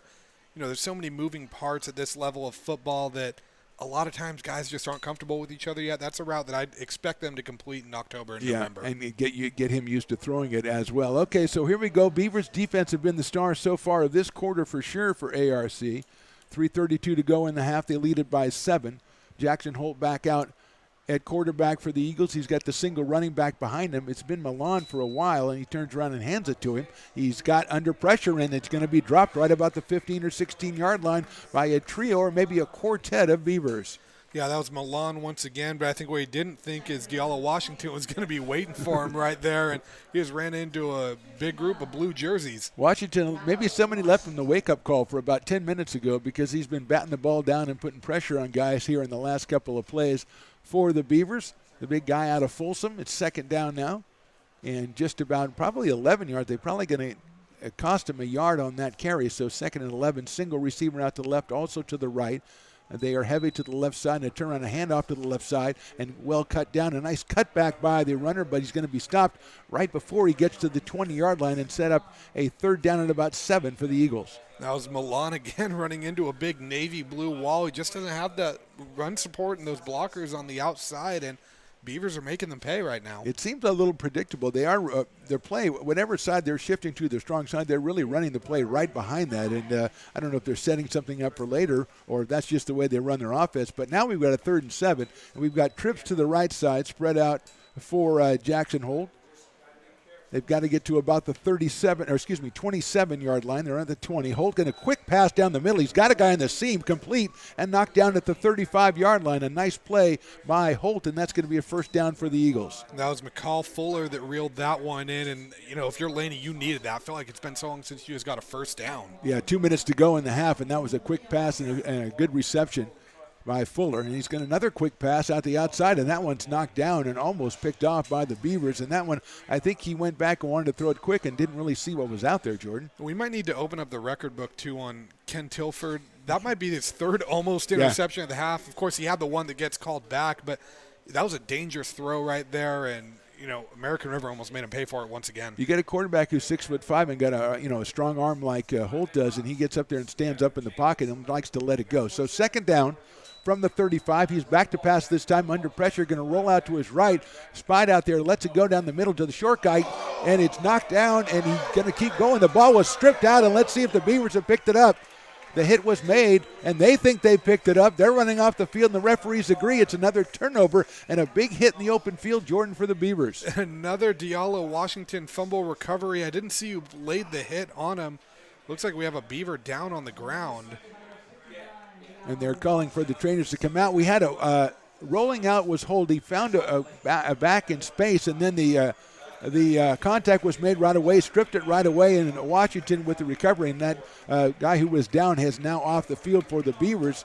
And so the Beavers, again, making the big plays. And as Kenny Parker told us a couple of minutes ago, the defensive coaches spoke to him in the first quarter very sternly. It seemed to make an effect. And that's a great way to respond to a big play. It's frustrating when you give up that first down. To go force a fumble and get your offense back out on the field. That was Washington that was actually on the ground. Looked like he might have just needed to catch his breath a little bit. He's been doing a lot out there. Now we have trips to the right. Let's see if Kenny Leaf tries to come back with a big play for the Beavers with just a minute and a half to go here in the first half. He's going back to pass. He's looking right now. He looks back left. He's got a guy down the sideline, and he's open. He makes the catch, and he is in the end zone for the touchdown. Touchdown ARC. Beavers take the 20-7 lead. A perfect pass by Kenny Leaf. And Micaiah Stevenson, the one reeling that in. I love the play call to go deep right there. You have Laney on the ropes. Their defense tired. You just forced a big turnover. Why not go for the kill shot there? And what we said Kenny Leaf went high and outside. We have a flag on the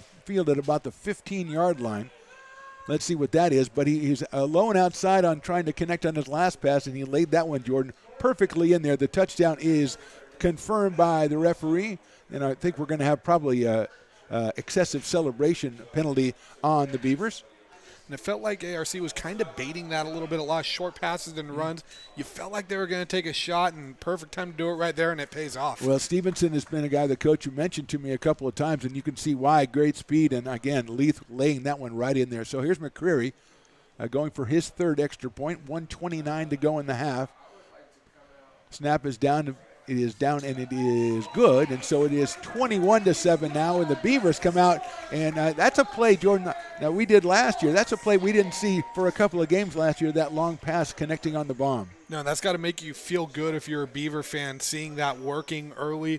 And, again, that's one of the benefits of having a quarterback like Leaf that knows this system, is comfortable running a college offense, knows what he's seeing from the defense, and he's really been the difference maker in this game right now. Yeah, and we saw, the offense has come up with a couple of big plays, but let's go back to the defense. Another turnover they picked up in the second quarter. And we talked to Kenny Parker. They had a talking to with the coach, and we've talked about it before the game, Jordan, how defense has been the stalwart of this team, especially early in the season, and they were so last week, giving up only 7 points to Sac City. But they really come out in this second quarter and really asserted themselves. And this is one of those, American River's generating their offense a lot through what their defense is doing right now, and Laney's offense can't stay on the field for longer than 3-4 plays at a time, and that Eagle defense is gassed right now. This could be one of those where the Beavers really run away with it in the second half. Well, let's don't get too far ahead of ourselves, but let's see if Jackson Holt and the offense for the Eagles comes out with a little bit different look. Now, we saw they hit the big pass and then tried a couple more passes right there a couple of minutes ago. Let's see if they come out and try to put something on the board here with a minute and a half to go, and here's Prieto. Makes contact. That ball is up in the air for a long time, going to come down at about the 3-yard line. It's received by the Eagles. They come up the right side trying to get through, and nice job by the special teams to knock down the ball carrier right around the 22-yard line. And Jordan, they've been able to do that pretty consistently all half long. They have been, but again, another flag right here, and this could be another situation of the Eagles already making a bad situation worse and pitting themselves deeper in their own territory. And a great job by Prieto to put that, the couple of touchbacks were great earlier in the game going the other way, but this time he puts the air underneath it, and give credit to the special teams of the Beavers. They get down there quickly and make the play on the ball carrier. So we'll wait and see what the referee has to say about this. We've had several flags in this game, and it looks like it's going to be against the Beavers. And then we've got offsetting again, and we've done this about 3 times now, and that meant last time we had to redo the kick, Jordan. I imagine that's what we're going to have to do again. So, again, 2 redone kicks. You don't see that every day in the same quarter. No, but that screams early season community college football right there. It really does. Guys just going after it, and you get special teams guys, and some of them, that's the only action they're getting during the game, and they're out there, and they're wanting to make a mark, and sometimes they get involved with a guy on the other team that wants to make a mark, and you got 2 marks, and that doesn't make it right. And right now, too, if you're Laney, I know we've said this, and it might sound like a broken record, but minute 22 left in the half now, you can't go into halftime with 7 points after coming in and taking that early lead. Yeah, but you can't also be on the hasty side and try to make something where something isn't. Just a minute, man. If you're talking 3:22, okay, but you're coming up against the clock as well, and the Beavers are going to try to get Prieto to put the ball down like he has done the last couple of times, and you want to make him go 75 or 80 yards with just a minute and 22 to go. So here we go again, another re-kick here in the first half from Beaver Stadium.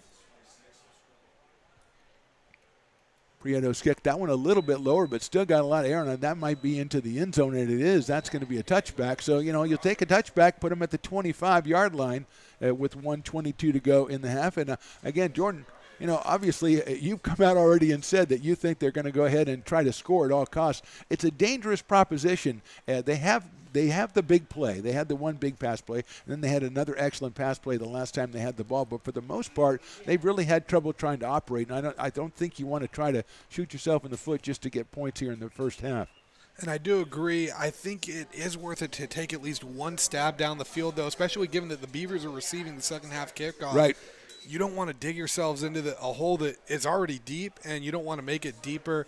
It's going to be interesting to see how Laney plays this. The 2 good plays they've had passing-wise in this half have both been down the middle. They have trips to the left right now, and it looks like the Beavers showing blitz. They did not. It's a handoff, and it cut back across the grain, but he is down at the 25-yard line, the line of scrimmage. So it looks like, let's see if the Beavers want to call a timeout here, as it is now second down and 10 yards to go. And that time, they showed 3 guys to the right, Jordan, but my point was, they had that play earlier in the game, the big 40-yard pass play, and then they had the first down play just a couple of minutes ago. Both of those right down the middle of the field, so they haven't been real successful going to the side. So, if they're going to try, they've tried a couple, but they haven't been really successful. So if you're the Beavers, obviously you want to guard against that down the middle of the field. And if you're the Beavers, you want to do just the opposite of what you suggested the Eagles do, which is, continue that streak that the defense has done, which is just shutting them down.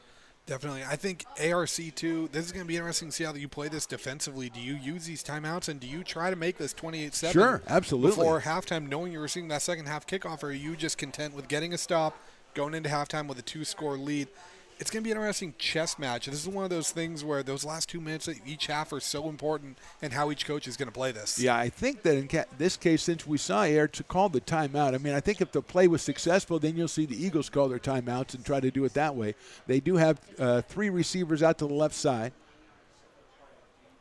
1 running back next to Jackson Holt, and 1 wide receiver to the right.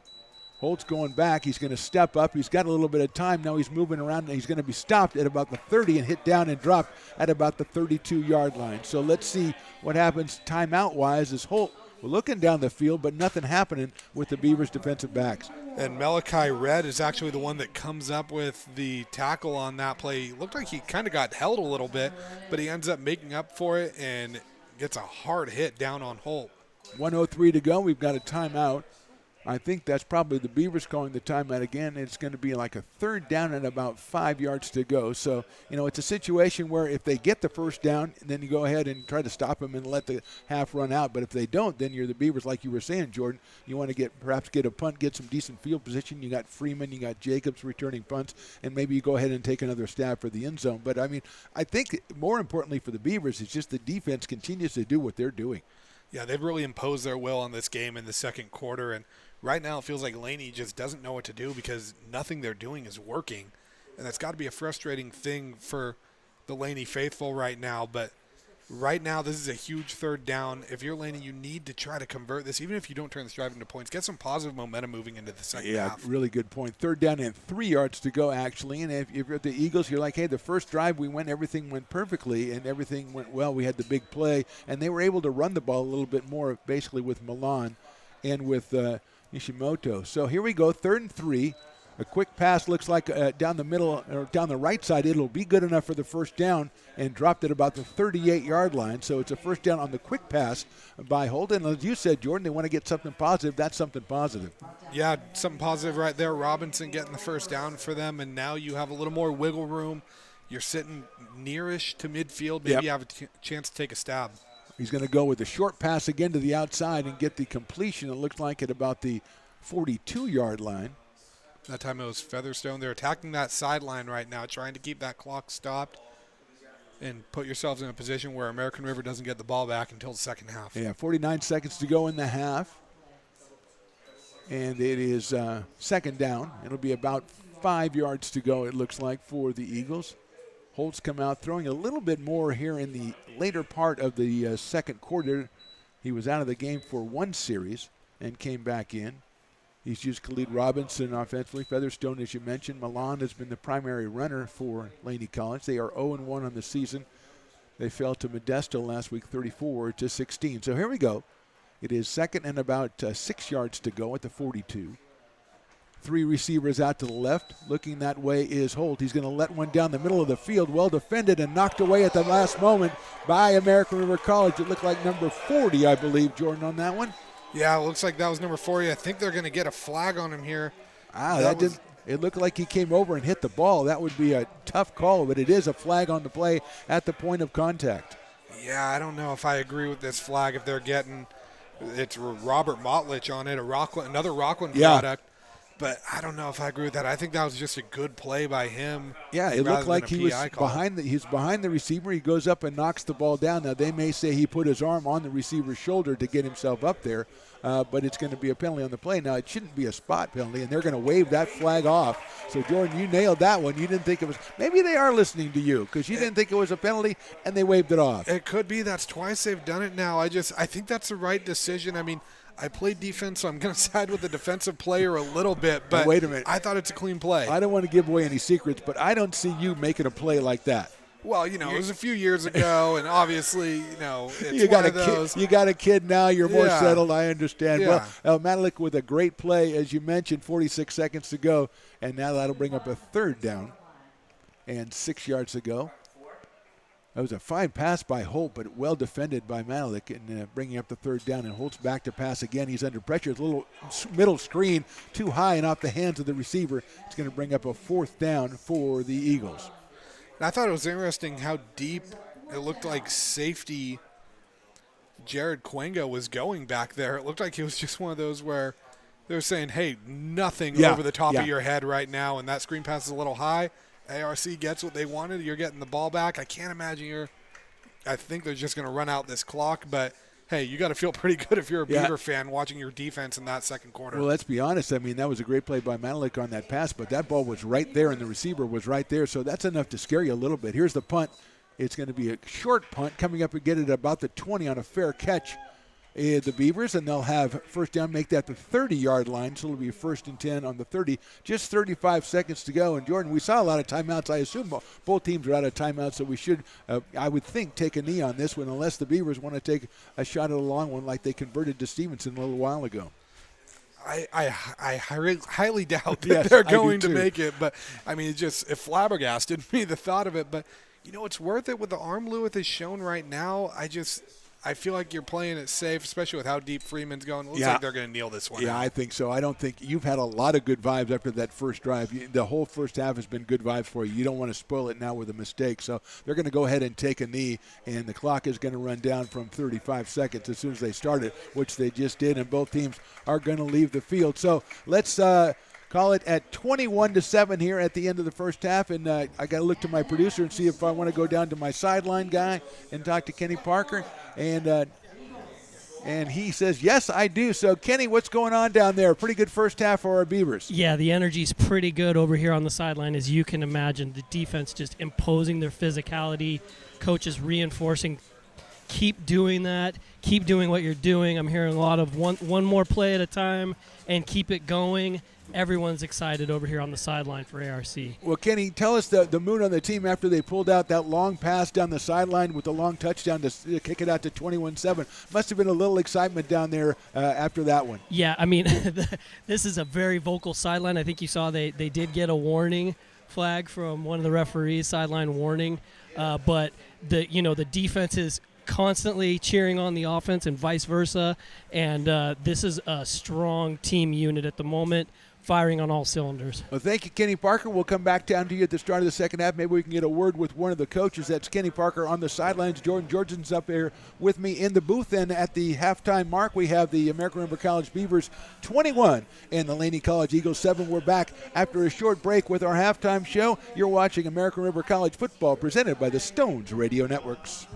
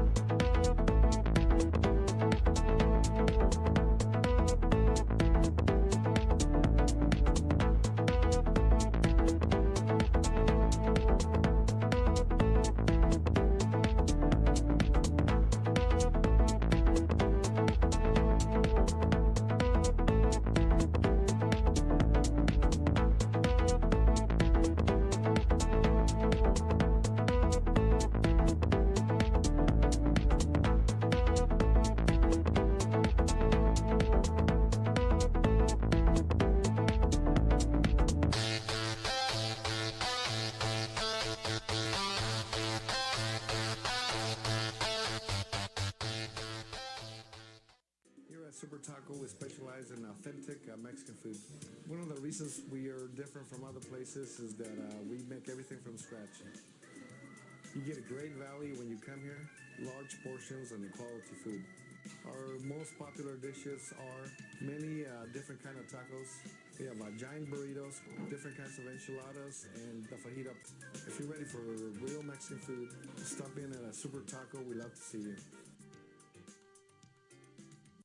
Lincoln Potters Baseball. Placer County's best-kept secret is back for another exciting summer at historic McBean Stadium.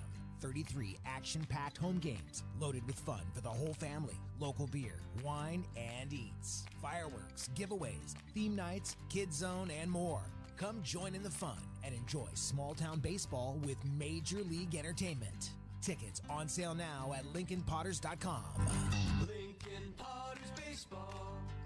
Come on out and join in the fun. Hi, I'm Monica from Ace Body Shop in Telling. We are a family-oriented business. We've been in business for over 30 years. We are located downtown Lincoln at 333 Lincoln Boulevard in Lincoln, California. We do automotive repair and 24-hour towing. Our phone number is 916-645-2859, or you can find us on the web.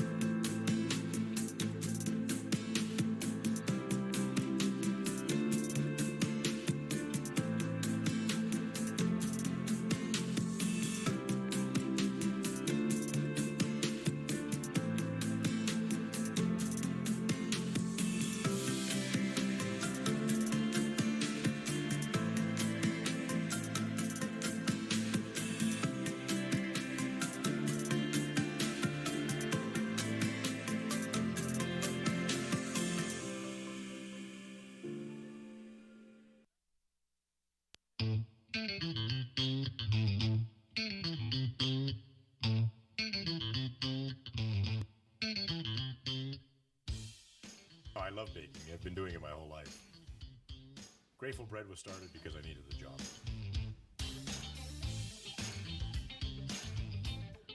Personally, the most rewarding part is about eating it.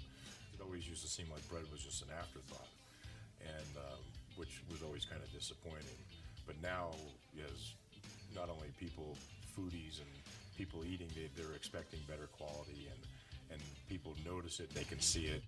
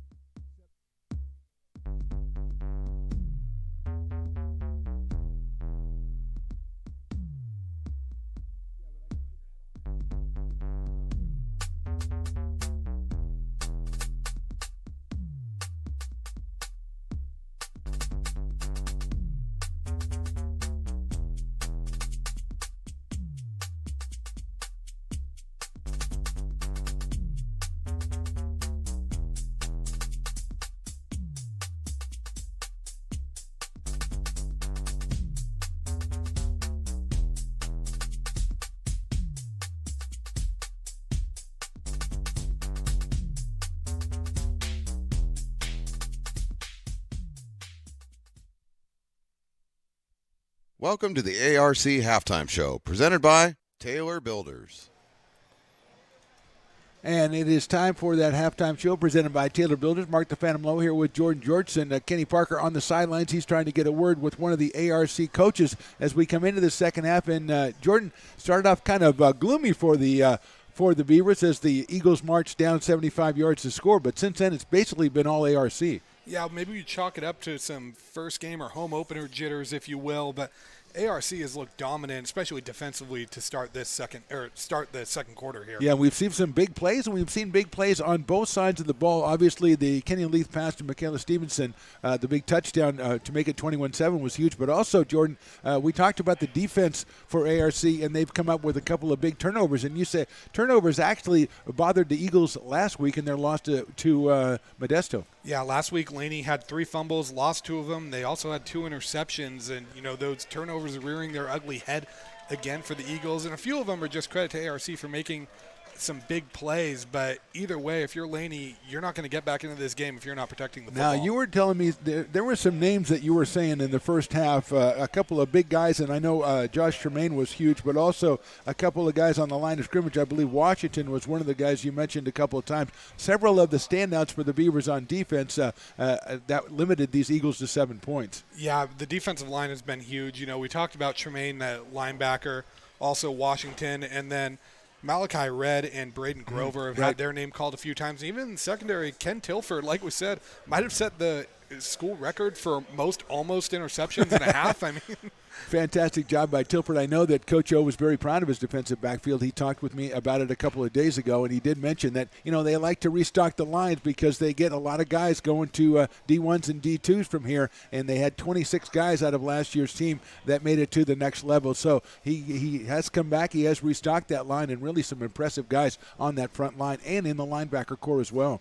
And ARC, it feels like, is one of those teams that, they never rebuild, they just reload. And this defensive line is no exception. And they've really imposed their will on this game. Okay, well, I think it's time right now with just a minute or so before the second half. We'll go down to the newest member of our group. I think he's earned his stripe so far, Jordan. And Kenny Parker. Kenny, what are you hearing from the coaches? I just got finished talking to Coach O, and he's quietly very happy with his team. He wants them to play like it's 0-0, but he's very happy with the defense, playing tight as a unit, playing clean, even with some setbacks, overcoming those. And talking about his quarterback a little, really impressed. Second year, just second game, but he's seeing a lot of poise, good decision-making from the sophomore. He's been in the system, and it's paying dividends. Yeah, it sounds like he's pretty happy overall with his team. Kenny, now you mentioned the defense, how much they had a little bit of a stern talking to. Did Coach O mention that at all? No, we didn't get into the negative, I think, just because so much positive happened after that. I will say I did mention the physicality and overwhelming dominance of his defense, and he did allow a slight smile to come to his face. So he is pretty happy with his defense at this moment. Most coaches will do that. Thank you, Kenny. We'll be talking to you again during the third quarter. And, Jordan, we're just about ready for the kickoff. And as you mentioned, the Beavers receiving the kickoff. Here they'll go from our left to our right. And the Eagles, it's basic, very easy for the bottom line for the Eagles. They've got to stop the Beavers right here on this first drive. Yeah, you need to not even budge. You can't even allow 3 because that puts you in a 3-score hole right now. So defensively, you don't want to say this is the most important drive of the game so far, but this could really be a huge decisive factor in the game right now is how Laney responds to this. And one thing we haven't mentioned, Jordan, is we did mention a little before the game exactly how many running backs that the Beavers have used. They've had 3 or 4 guys on the field. Casey Riley almost playing a de facto tight end. So we'll watch that in the second half. And here's our kickoff. It's a good one by Laney down into the end zone, 1 yard, 2 yards deep. But they're going to take it out from the end zone up to the right side. Good penetration, but he gets through to the 20 and then to the 23-yard line for the Beavers. So kind of a surprising taking it out of the end zone, but gets it out to the 23, and that's where the Beavers will start this one 1st and 10. Yeah, and thankfully it doesn't bite the Beavers too hard. It really just costs you 2 yards. That was Freeman right there, a name that we didn't call a ton really in that first half that little uncharacteristic, I guess, if you will say, from calling these ARC games. Yeah, and if it is Freeman back there, you understand why he's going to go ahead and take that one back, because he has a history of breaking the long return. So here we are with Kenny Leith. Jacobs behind him, I believe, to start the half. We've seen a lot of Josh Moore as well. Toure Henrik has been in there, as we mentioned, Casey Riley a couple of times. Leith in the shotgun, first down at the 23-yard line. Quick pass out to the left side. It's complete. He's got a wide open spot down the sidelines. He's at 50, 40, the 30, to the 20, to the 15, 10. He's going to score. We see a penalty coming on the right side from the referee, but we have a long touchdown right there, 76 yards for the Beavers. And Amari Baker's the one that reeled that one in. I think they're going to get the Beavers for another excessive celebration penalty. It looked like that pass got tipped at the line of scrimmage, and Baker just was in the right spot, and no one was there in front of him, and easy trip to pay dirt for him. Quick out to Amari Baker out of Edison High in Stockton, and he went all the way down the sidelines, and that flag went up before Baker even crossed the goal line, so that was really an excessive celebration. Hey, you know what? When you have a big play like that, you deserve to celebrate. You just got to keep it in the box. That's all. Well, let's get those points up on the board, Mr. Scorekeeper, so I can feel good about saying 27-7, and that is exactly, Jordan, we're talking about exactly what Laney did not want to have happen. Yeah, Phantom, it's like we said, you got to respond right there, and that was possibly the worst response you could have had. Now we keep saying you need points. You really need points here. You really need points. Let's see. We're setting up, I think, for the extra point. Quincy Gallen is on the field, the backup quarterback, who's also a captain for this team. He's a sophomore out of Antelope. We've had, in the first half, it was Logan McCreary putting it through 3 times, and now it is 27-7. And I believe McCreary is they're going to go ahead and maybe mark off the penalty on the play, and they move the ball back at the 7-yard line. Make it a little harder for McCreary. And now they're going to go back to the 2-yard line. So, Jordan, sometimes I wonder, why didn't they just say, okay, we're going to end up here, let's don't go back to the 7? I've experienced this, and I think the ref is wearing a Fitbit, and he needs to get his steps in. You got to get your steps in. Yeah, I got mine in last night at the Placer game. I think I parked at Taco Tree. Gallen's going to put the ball down at the 10-yard line. McCreary comes through, lets it fly. It's a little bit low, but it goes right through for the extra point. So right off the top, 8 seconds off the clock, and that 8 seconds for Baker. Jordan, that's a pretty good running time for 70 yards, 8 seconds. And the Beavers now up 28-7. Phantom, if I could run 70 yards in 8 seconds, I think I'd still be down there and not calling plays up here in the press box, but nonetheless, I'm a little slower than him. Let's say 18 seconds is my target time for you for 70 yards. Is that too harsh? Do I get a stretch beforehand or no? No stretch. Once you get older, plus when you become a parent, there's no stretching involved. Oh yeah, there's just a lot of generous. chasing. Just a lot of chasing. You're going to have to wonder. It's going to be staggered across the field too, because they don't go in straight lines. I think you need that side to side. You need the agility as a parent more than you need the speed. You need side to side. Here we go. We're going to kick it off.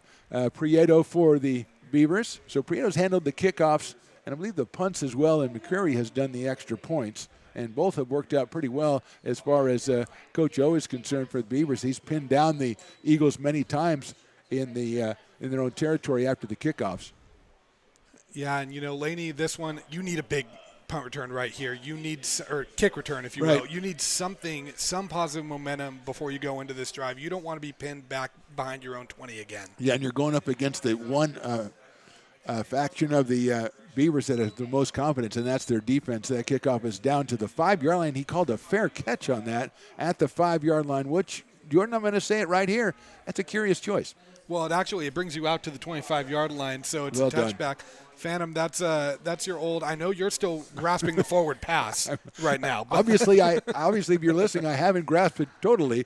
But yeah, he makes the fair catch, and they send it out to the 20. So it's like a touchback. It's a fair catch touchback, which is a little surprising though, because again, we have talked about Prieto and his kicks. He puts a lot of air underneath it. But you think that you want to get a chance to break one, like you said. Yeah, you're down 3 touchdowns. Maybe you get a chance to break one. They haven't so far, but that doesn't mean they can't. It's hard to, and it's rare you see a college returner kind of have that restraint, all that fair catch, because fielding a kickoff outside the end zone is almost like a big juicy steak in front of a dog right there. You want to take that. That's why I was surprised. So here we go. Jackson Holt behind center in the shotgun formation. He's going to turn around and hand it off right away, going up the middle and getting a little bit of room in there and getting all the way out to about the 34-yard line. So a good carry for the Eagles, and they'll have a 2nd and 1. That was Milan on that one. A good run to really set the tone for the drive. That's what you want to see if you're Laney. And Milan, as you talked about, he only had the ball 3 times. He carried it for 22 yards, so almost 7 yards or over 7 yards a carry, but didn't get a lot of carries last week, and he's got the lion's share tonight, Jordan. Yeah, and you almost wonder if maybe he was banged up a little bit in that first week, or if they just saw something in him and said, hey, you're going to be our workhorse this weekend. All right, 2nd and 1 right there at the 34-yard line. And the handoff again, and there's another little bit of a hole. Bounces off, and it's going to get to the 40 and up to the 42-yard line for the Eagles, and they've got 2 running plays and a first down at the 42. And Milan bringing a few tackles on that. You wonder if Laney maybe saw a chink in the armor for American River, and that's what's making them attack, because it feels like they're going north-south running a lot more than bouncing it outside right now. Yeah, well, they did go to the pass in the latter half of the second quarter almost extensively, and the Beavers shut that down and caused a couple of turnovers. So maybe they're going back to the running game. It was successful on that first drive when they went 75 yards to start the game. So first down at the 42. In motion from the right to the left. It's a fake. Then it is a handoff to Milan. He's going to cut to the right side, cuts back inside, but he is stopped pretty well by the Beavers. Not a lot of gain there. Maybe a gain of 1 to set up a 2nd and 9. Looks like it was Tremaine that met him, and I think there's a Beaver a little slow to get up right now. Looks like that is number 91, Garrett Risley, out of Jesuit, 6'3", 235-pound freshman, jogging off. They reached down and picked him up right when they heard you say that. So, again, everybody listening to you, hey, the guy's down. We got to get him. Jordan said he's on the ground. 2nd down, just inside 13 minutes to go in the third quarter, 28-7 for the Beavers.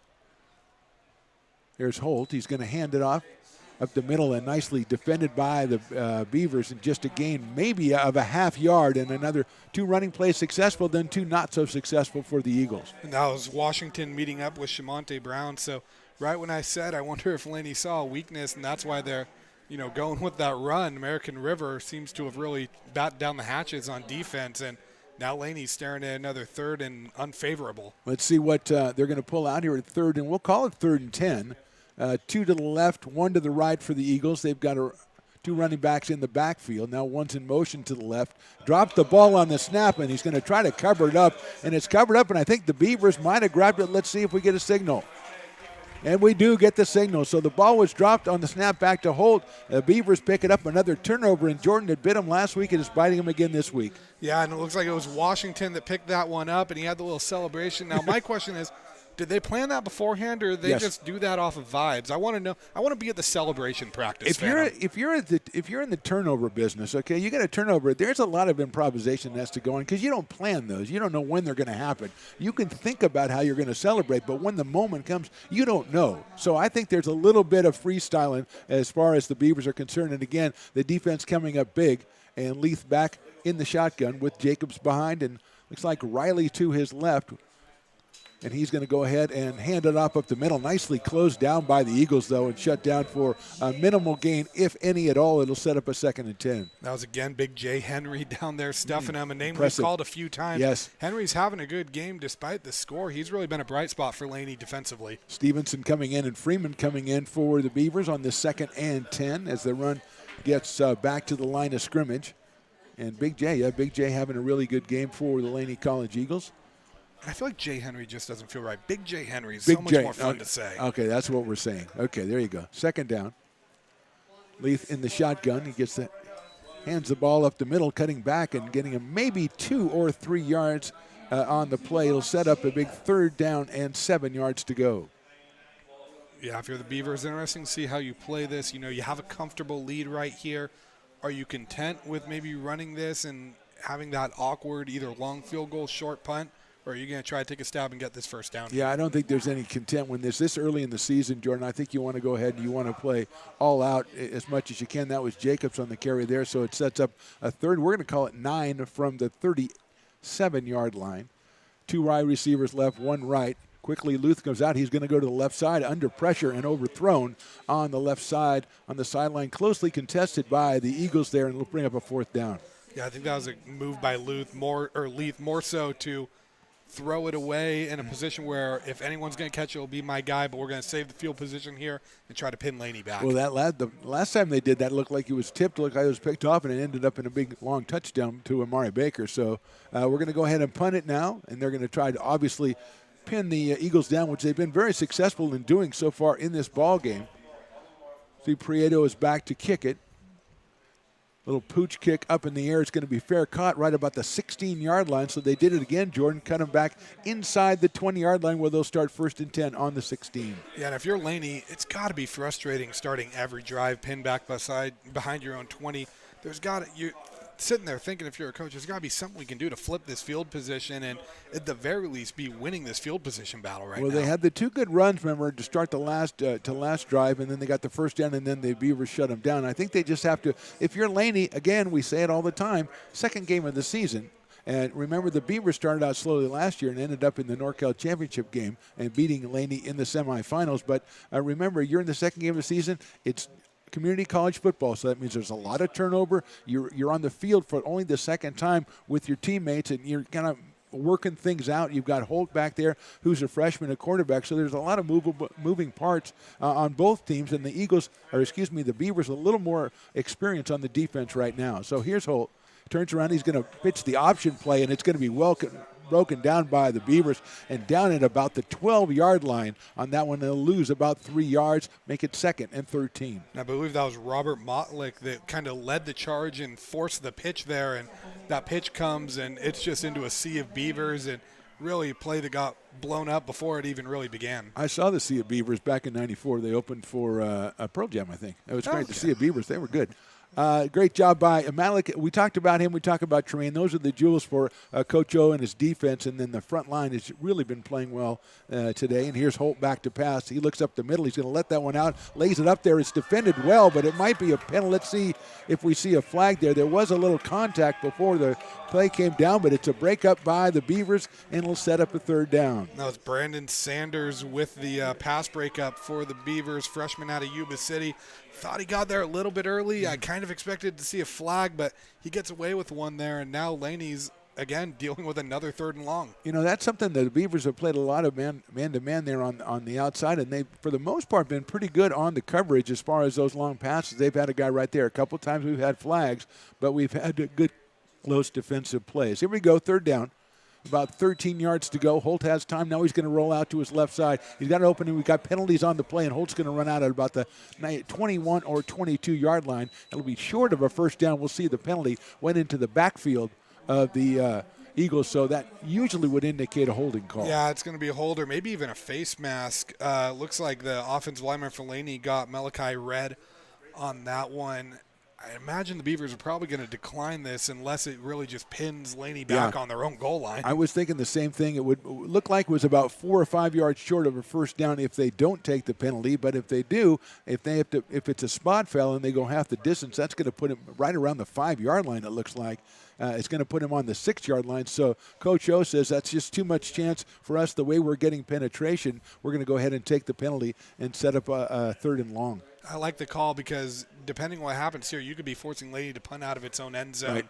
And even then, with what the punter's shown us, you're probably getting the ball in plus territory to start the next drive. Yeah, they got to get out to about the 25. Now, we've seen a couple of long passes, as we mentioned, Jordan, have gone down the seam in the middle for Laney when they've been successful. Let's see what they do here on 3rd down and long. Holt in the shotgun, receives it. He's going to go ahead and hand it off up the middle. Got a little bit of room, but closed down quickly at about the 13-yard line. So that penalty probably saved him, Jordan, about 9 yards as we prepare to punt, and that punt will probably be struck from inside the 5-yard line. It looks like we do have a late flag. I don't know what happened there. It's going to be a dead ball penalty, but that would mean, talking to the coach on the Beaver side. Let's see what that call is. Again, a lot of penalties here early in the season, and it's going to be against the Beavers. It's going to run it out to about the 30-yard line. So that's a big mental mistake for the Beavers. They had them pinned down, 4th down. It's going to have to punt from inside the 5, basically, and it's a penalty, and it'll give the Eagles a 1st down at the 30-yard line. And that's one of those, like we talked about, American River had 8 penalties, 104 yards. You can't be giving up stupid penalties like that because it's just costly and there's no need for it. 9:25 to go in the 3rd quarter. A straight handoff, and it's dropped by the Beavers defense. You know those defensive guys, Jordan, they get a penalty or something like that. I'm sure the coach is not too happy. They come back strong. Yeah, they do, and they really help, again, put Laney behind the sticks. Feels like Laney is working with situations where it's more than 10 to go more often than they're not so far in this one. So American River's defensive line doing a great job of putting Laney in some uncomfortable situations. But as you mentioned, I mean, you can't have penalties like that, whether you weather them in this game or not going forward. That's something you got to eliminate from your defense, especially when you have a defense that's playing this well. They've only given up 14 points all season. So here we go, second down, about 12 to go on the 28-yard line. And it's a handoff up the middle, and again, grabbed right at the line of scrimmage. It's slung a little bit forward. I think the Beavers defender gave him an extra yard, but it's going to be a third down and 11 to go. And again, another late flag, and it looks like Nishimoto came up. Can't tell. No, that's not Nishimoto. It looks like that's an offensive lineman for Laney, came up without his helmet on. That's not good. I have a weird feeling that that's related to this penalty somehow. Yeah, and again, we talked about it. I mean, they have two runs up the middle, and they're dropped twice. Flag is being picked up now, but I don't know if that means it's being waved off. Let's see what the call is as we have 8:32 to go here. That's a personal foul. It is on the American River College Beavers, so another big penalty on the Beavers, and that's going to be a first down for the Eagles. Let's see where the ball is finally marked. We're going to go up near the 45-yard line. So about 25, 30 yards in penalties for the Beavers in the last couple of plays, mixed in with some great defensive plays. And you know what's frustrating is, Laney started this drive on their own 16-yard line, and now they have the ball at their own 44-yard line, and pretty much all those yards have come from penalties. Exactly. So that's just got to make you rip your hair out if you're a Beaver coach. Yeah, right they made now. 28 yards, 25 of them on penalties. So here we go, first down, 44-yard line. Back to pass is Holt. He's got time. He's going to go down the right side. He's got a guy breaking open, but it's a little bit overthrown, and it'll be second down and 10. So let's go down and check, maybe with some insight on what's going on. Our sideline guy, Kenny Parker. What's up, Kenny? Yeah, I was just giving a quick update on 91. Garrett Risley came off the field on his own power, but got a little treatment from the trainers, hopped up and jogged right back in the game, so he's fine to go. All right, thanks, Kenny. We got Garrett Risley coming back in the game. Thanks, Kenny Parker, our sideline guy. Second down and 10 yards to go from the 44, and Holt in the shotgun with one back behind him. Well, that's a handoff. He's going to stutter step but get back to the line of scrimmage, and that's all. Again, dropped down by the Beavers in that defensive line, Jordan. I don't know. They're getting a little too many penalties, but they're playing good defense. Yeah, Nishimoto right there ran into Shamonte Brown, a name that we called towards the end of that first half, a name we called a lot last season. He's starting to make his presence known out here as well. Third down, about 10 yards to go here, as the straight-ahead run has not been real successful for the Eagles so far in this drive, but the penalty has, and they have third and 10. They have to get to the 46 of the Beavers. Shotgun to Holt. He's going to come back. He's looking down the field. He's looking in the middle. Now he's got a little pressure, and he's under pressure. Now it's going to be a sack. What a play in there by the Beavers. The ball comes out, but I think he was already down. And so a big sack for the Beavers. It's time to throw, but he couldn't find anywhere to throw to, and finally the Beavers drop him back at the 35. Braden Grover came flying in there off the edge. It looked like Holt was going to escape for a minute, and Grover just comes out of nowhere with a big hit. Well, again, after every big play, I look down to see what the referees are doing, and they're all chatting down there, and everybody's kind of standing around. Big hit by the Beavers, as you said. But let's see if we had a flag. I didn't see a flag on the play, but everyone's standing around and waiting to see what the call is. And if I'm the Beavers and that's against the Eagles, I decline it and go ahead and take the ball so you don't make another penalty yourself. But here comes the Beavers. It looks like the defense coming off the field. And that ball is going to go back down the other way now and end up at about the 20-yard line of the Eagles. It looks like a personal foul call. And it might be a dead ball after the play, so that'll mean you don't have to worry about accepting or not. You just get the penalty marked off, and that will affect, obviously, the Eagles as they prepare to punt this one. As much as we said how frustrating it has to be for the Beavers, if you're at Laney College, you finally had some positive momentum in the field position battle, and you just gave it all back, and now you're punting from 4 yards further than where you started. Yeah, this is basically where we were going to punt it from a while ago, and we've kind of just taken a couple of minutes off the clock, 7:30 to go here in the third quarter. Yvonne Jacobs is back to receive the punt, and the punt going to be probably struck at about the 9 or 10 yard line. And now he fumbles the snap, gets up, he's trying to kick it, and he is tackled by the Beavers. The ball's loose and picked up by the Eagles, and it'll go down at about the 17-yard line. So tremendous job by the Beavers. Another fumbled snap, which has affected the Eagles a couple of times today, and great field position for your Beavers. Now, here's what's interesting. I think that ball should actually be down more at the 13-yard line because he looked like the punter kicked the ball, and a Laney player picked it up. He should have downed it around the 13-yard line, so I don't know why they're giving him his forward progress from his 4 yards It's like he picked up the punt and kept going. So, yeah, if that was an actual punt, then anytime it's contacted by the Laney player, as long as the Beaver didn't touch it first, that should be dead ball right there. But it doesn't look like the Beaver sidelines were. Maybe we'll get Kenny to go out there and tell him about that. I don't know if we can communicate with him in time. First down for the Beavers at the 17. They lead it 28-7, 7:14 to go third quarter here from Beaver Stadium.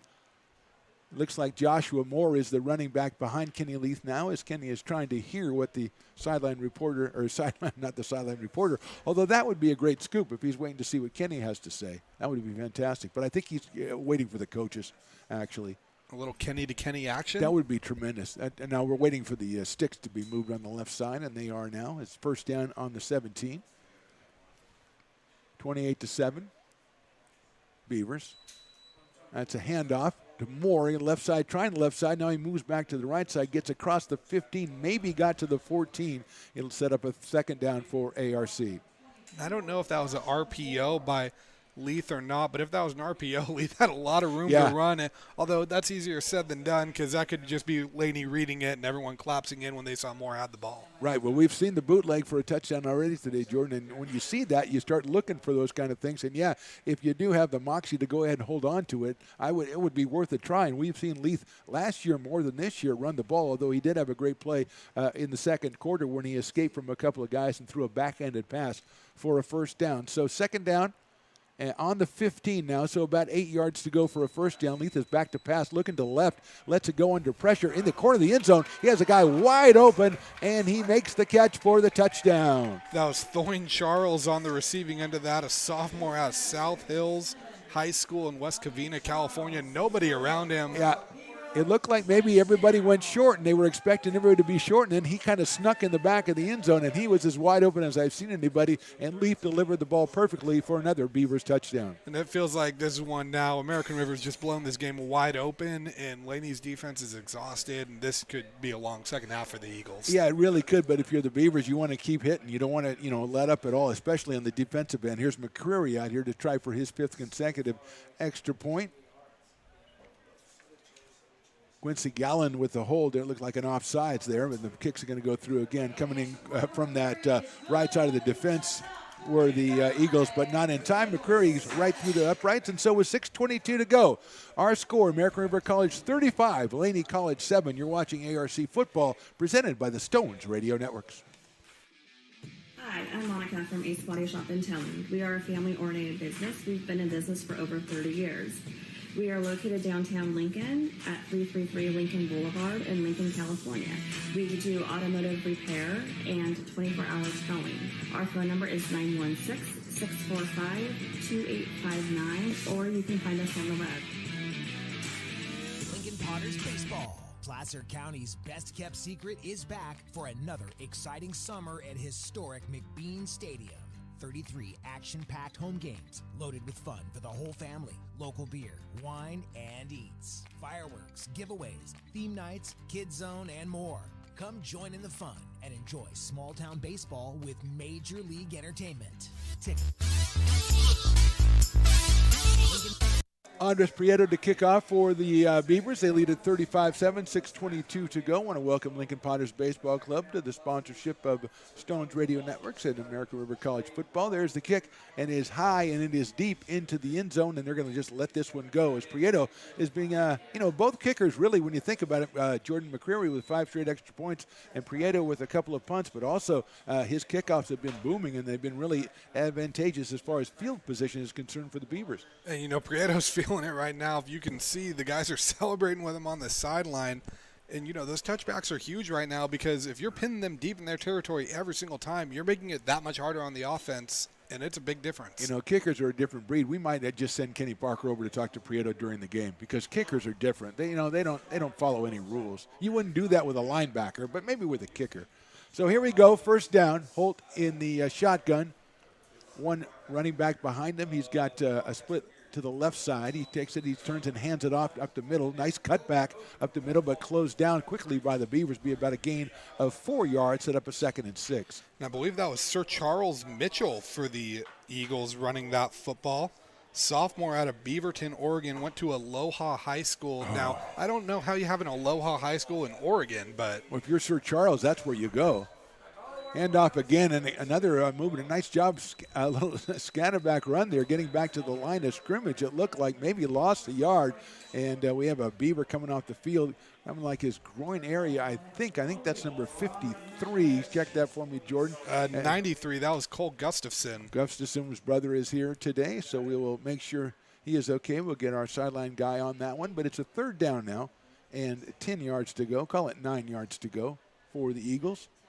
They have had trouble getting something going. The running game, with about 2 exceptions, really has been stifled by the Beavers, especially up front on the DL. So here we go, 3rd and 10.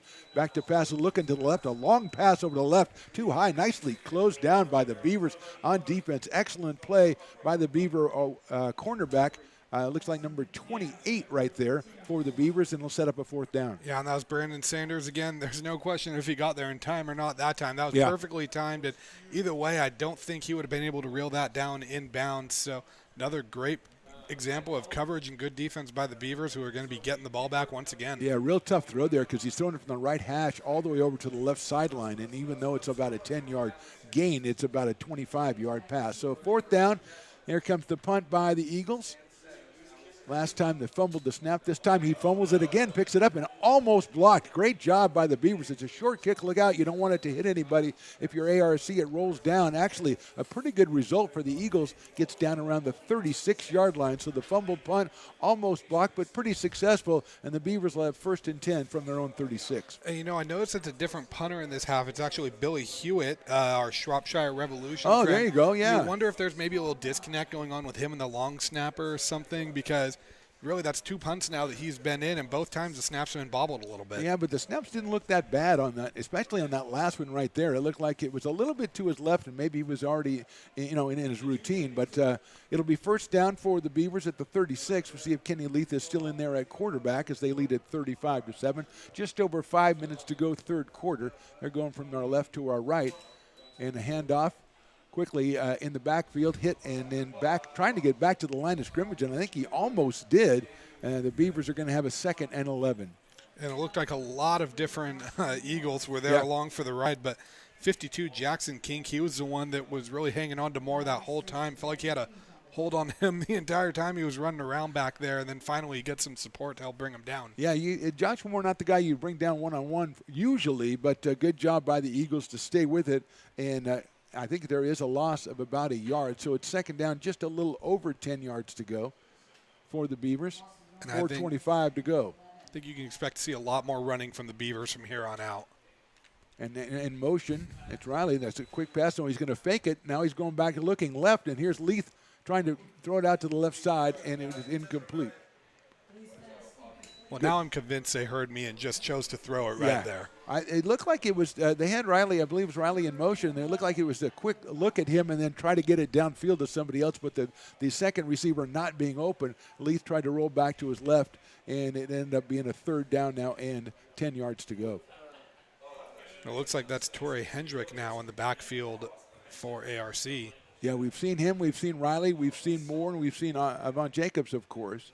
All sophomores, along with the sophomore Kenny Lee. So a lot of experience in the backfield for American River College as they try to go to 2-0 on the young season. 4:13 to go, 3rd quarter, lead by 28. And now we're going to have, see if it's a timeout, and we are going to have a timeout, Beavers. We'll take a timeout as well. 4:13 to go, 3rd quarter. American River College 28 and Laney 7. You're watching ARC football presented by the Stones Radio Networks. Super Taco, we specialize in authentic Mexican food. One of the reasons we are different from other places is that we make everything from scratch. You get a great value when you come here, large portions and quality food. Our most popular dishes are many different kind of tacos. We have giant burritos, different kinds of enchiladas, and the fajita. If you're ready for real Mexican food, stop in at a Super Taco. We'd love to see you. Hi, I'm Monica from Ace Body Shop in Telling. We are a family-oriented business. We've been in business for over 30 years. We are located downtown Lincoln at 333 Lincoln Boulevard in Lincoln, California. We do automotive repair and 24-hour towing. Our phone number is 916-645-2859, or you can find us on the web.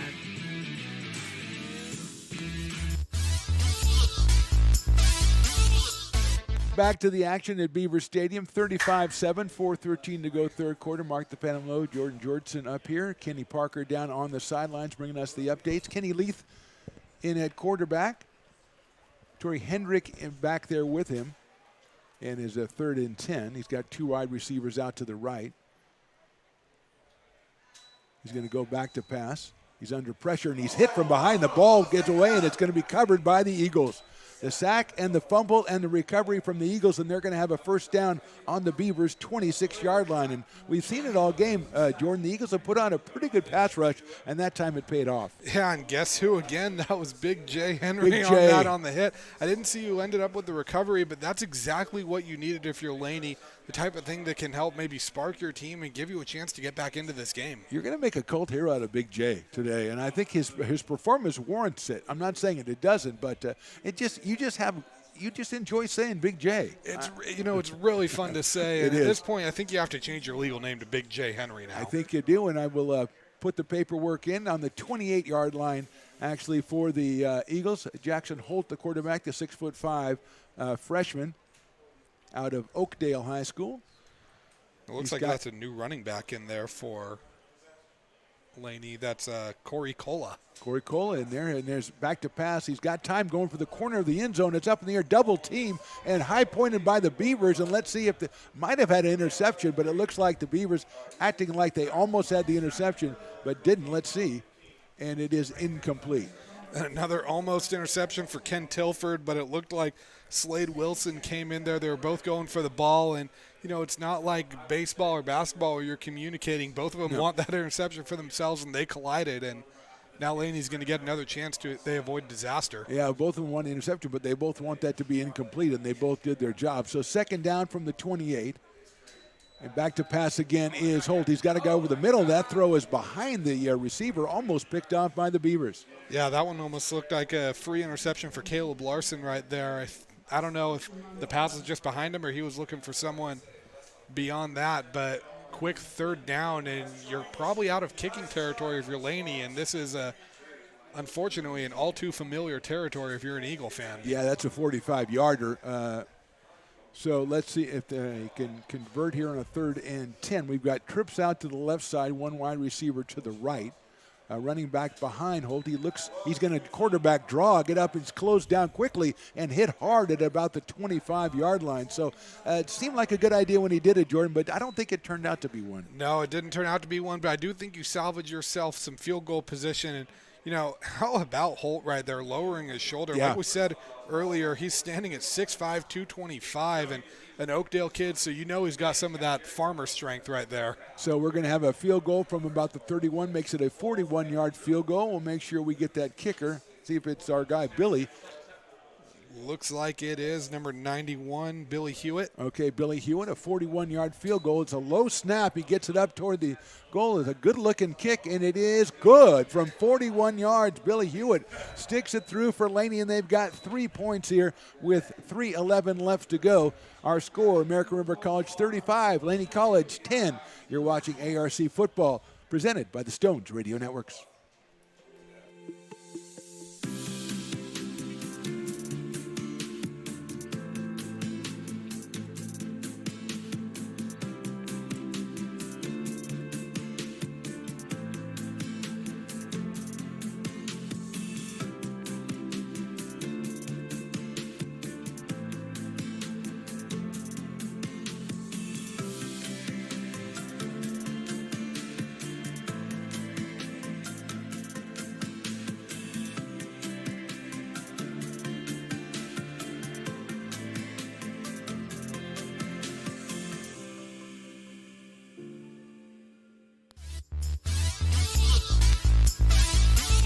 Back out at Beaver Stadium, ARC 35, Laney 10. Billy Hewitt with a very nice-looking 41-yard field goal for the Eagles, and they will kick it off here. And after the kickoff, we'll go down and talk to our guy on the sidelines, Kenny Parker. But for now, Beavers in receiving position here.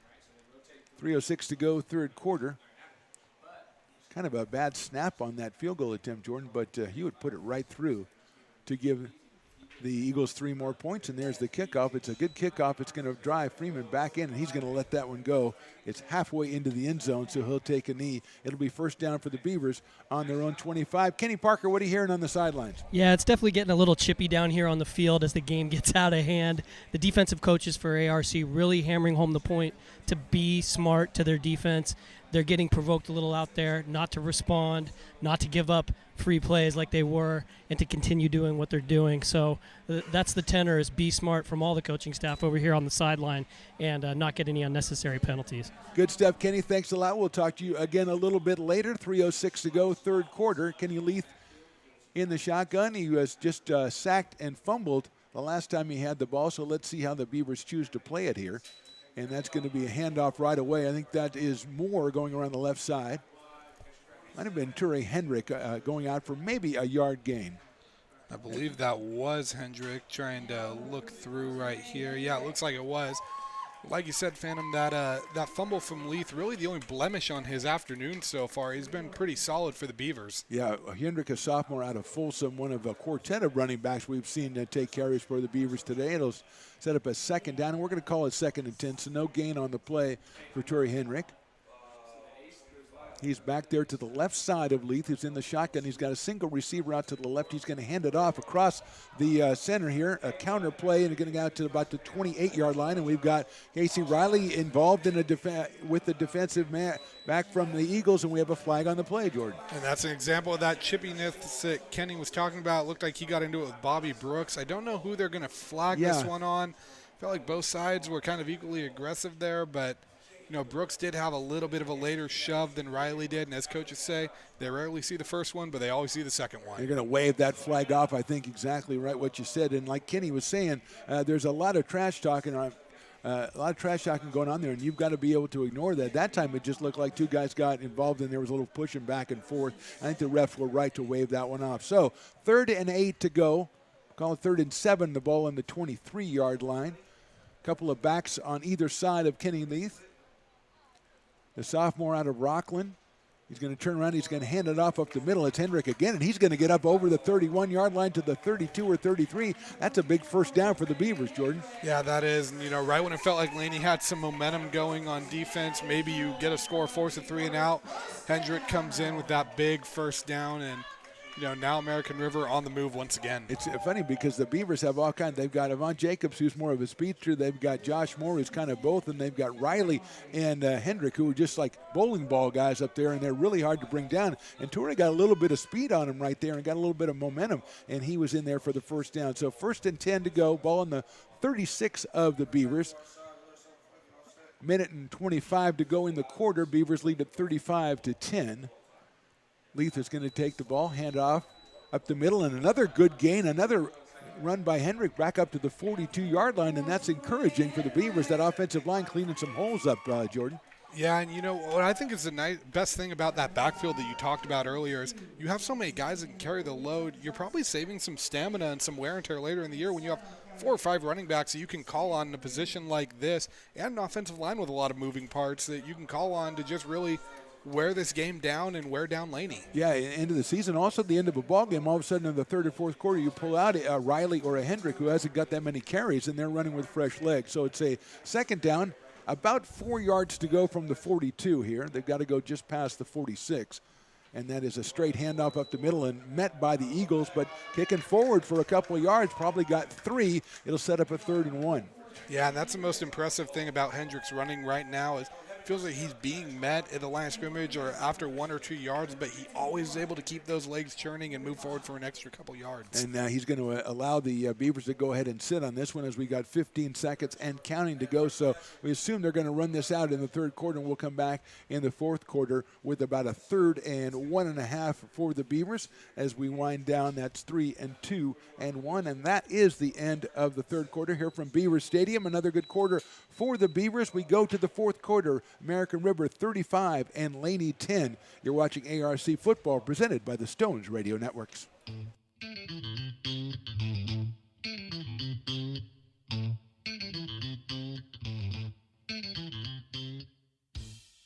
Oh, I love baking. I've been doing it my whole life. Grateful Bread was started because I needed the job.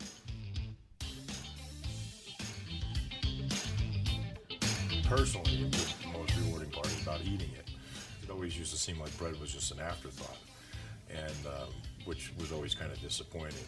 But now, as not only people, foodies and people eating, they're expecting better quality, and people notice it, they can see it.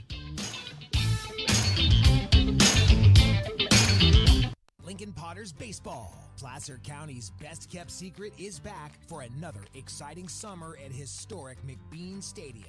33 action-packed home games loaded with fun for the whole family. Local beer, wine, and eats. Fireworks, giveaways, theme nights, kids zone, and more.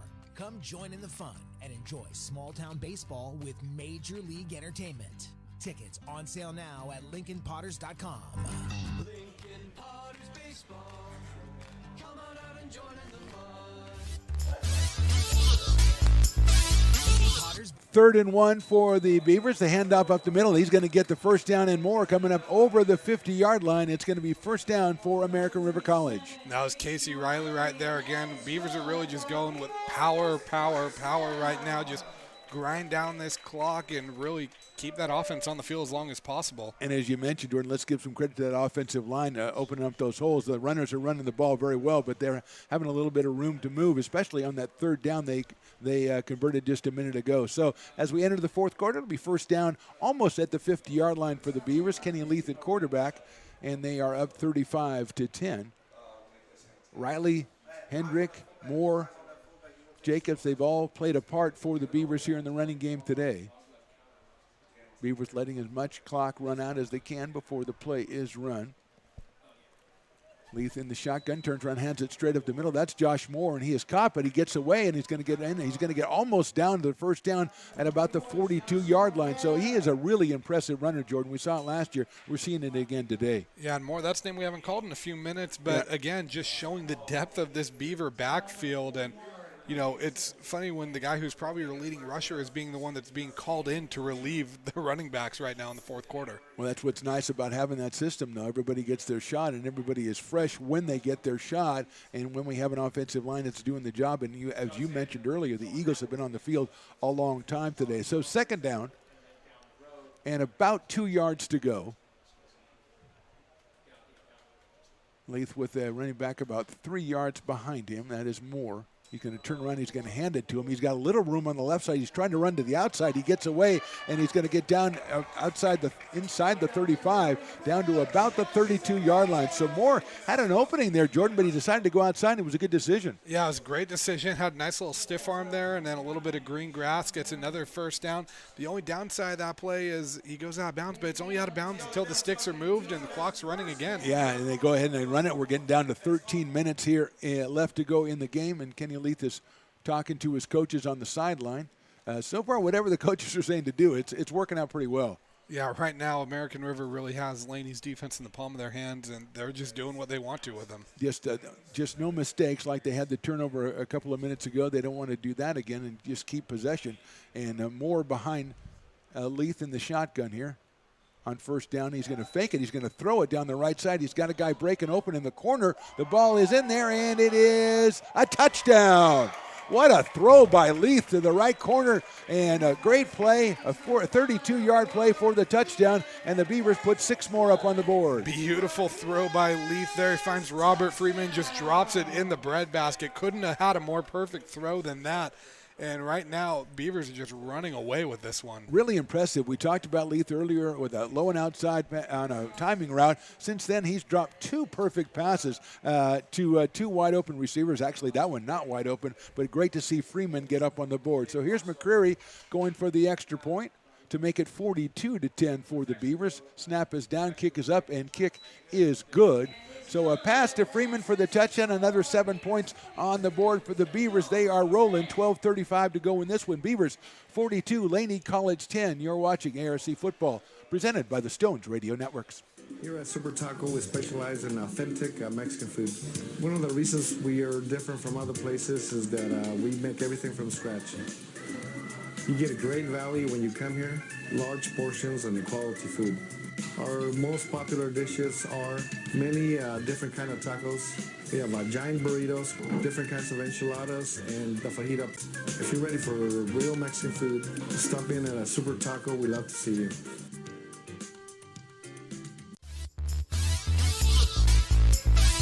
Welcome back to Beaver Stadium. Beavers fans really enjoying this one. Jordan, Beavers up 42-10. They gave up 7 points right off the bat to a drive from Laney College in the first quarter, 75 yards. They win. But since then, it's been all Beavers as they lead at 42-10. Another touchdown pass by Kenny Leith, this time to Robert Freeman. His 3rd touchdown pass of the game as he is the sophomore from Rockland. Very impressive. And here's Andres Prieto from Placer High in Auburn with the kickoff. That one a little bit shorter than usual, but it is a yard deep, and they're going to go ahead and play it as a touchback. So Prieto, the weapon kicking.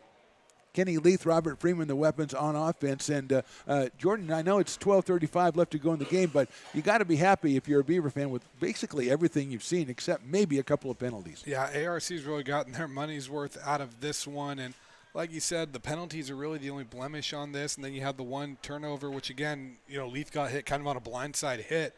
So it's one of those where when you play an imperfect game and you still are up big late, you got to be pretty happy with the product. Let's check on the defensive linemen, see if we got some new guys in there for the Beavers as they lead at 42-10. And the guys they've had playing the first 3 quarters plus have been doing a pretty good job. And Jackson Holt still at quarterback for the Laney College Eagles. He's going to go ahead and throw a quick swing pass to his left side, closed down by the Beavers, but up near the first down for Laney College, a gain of about 9. Let's see if we give them 10. And it looks like a few new defensive linemen in there. We're using this trusty, as Stones refers to, a monocle. I think it's a telescope. Lucas to try Gomez to see. And Raymond Winters, a couple of the new players on the field for American River College, as there will be a 2nd and 1 now for Laney.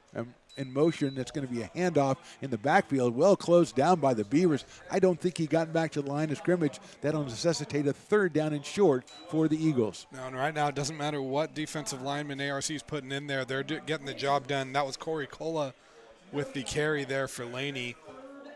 Ike Kebu, the freshman out of Jesuit, also in the game for the Beavers.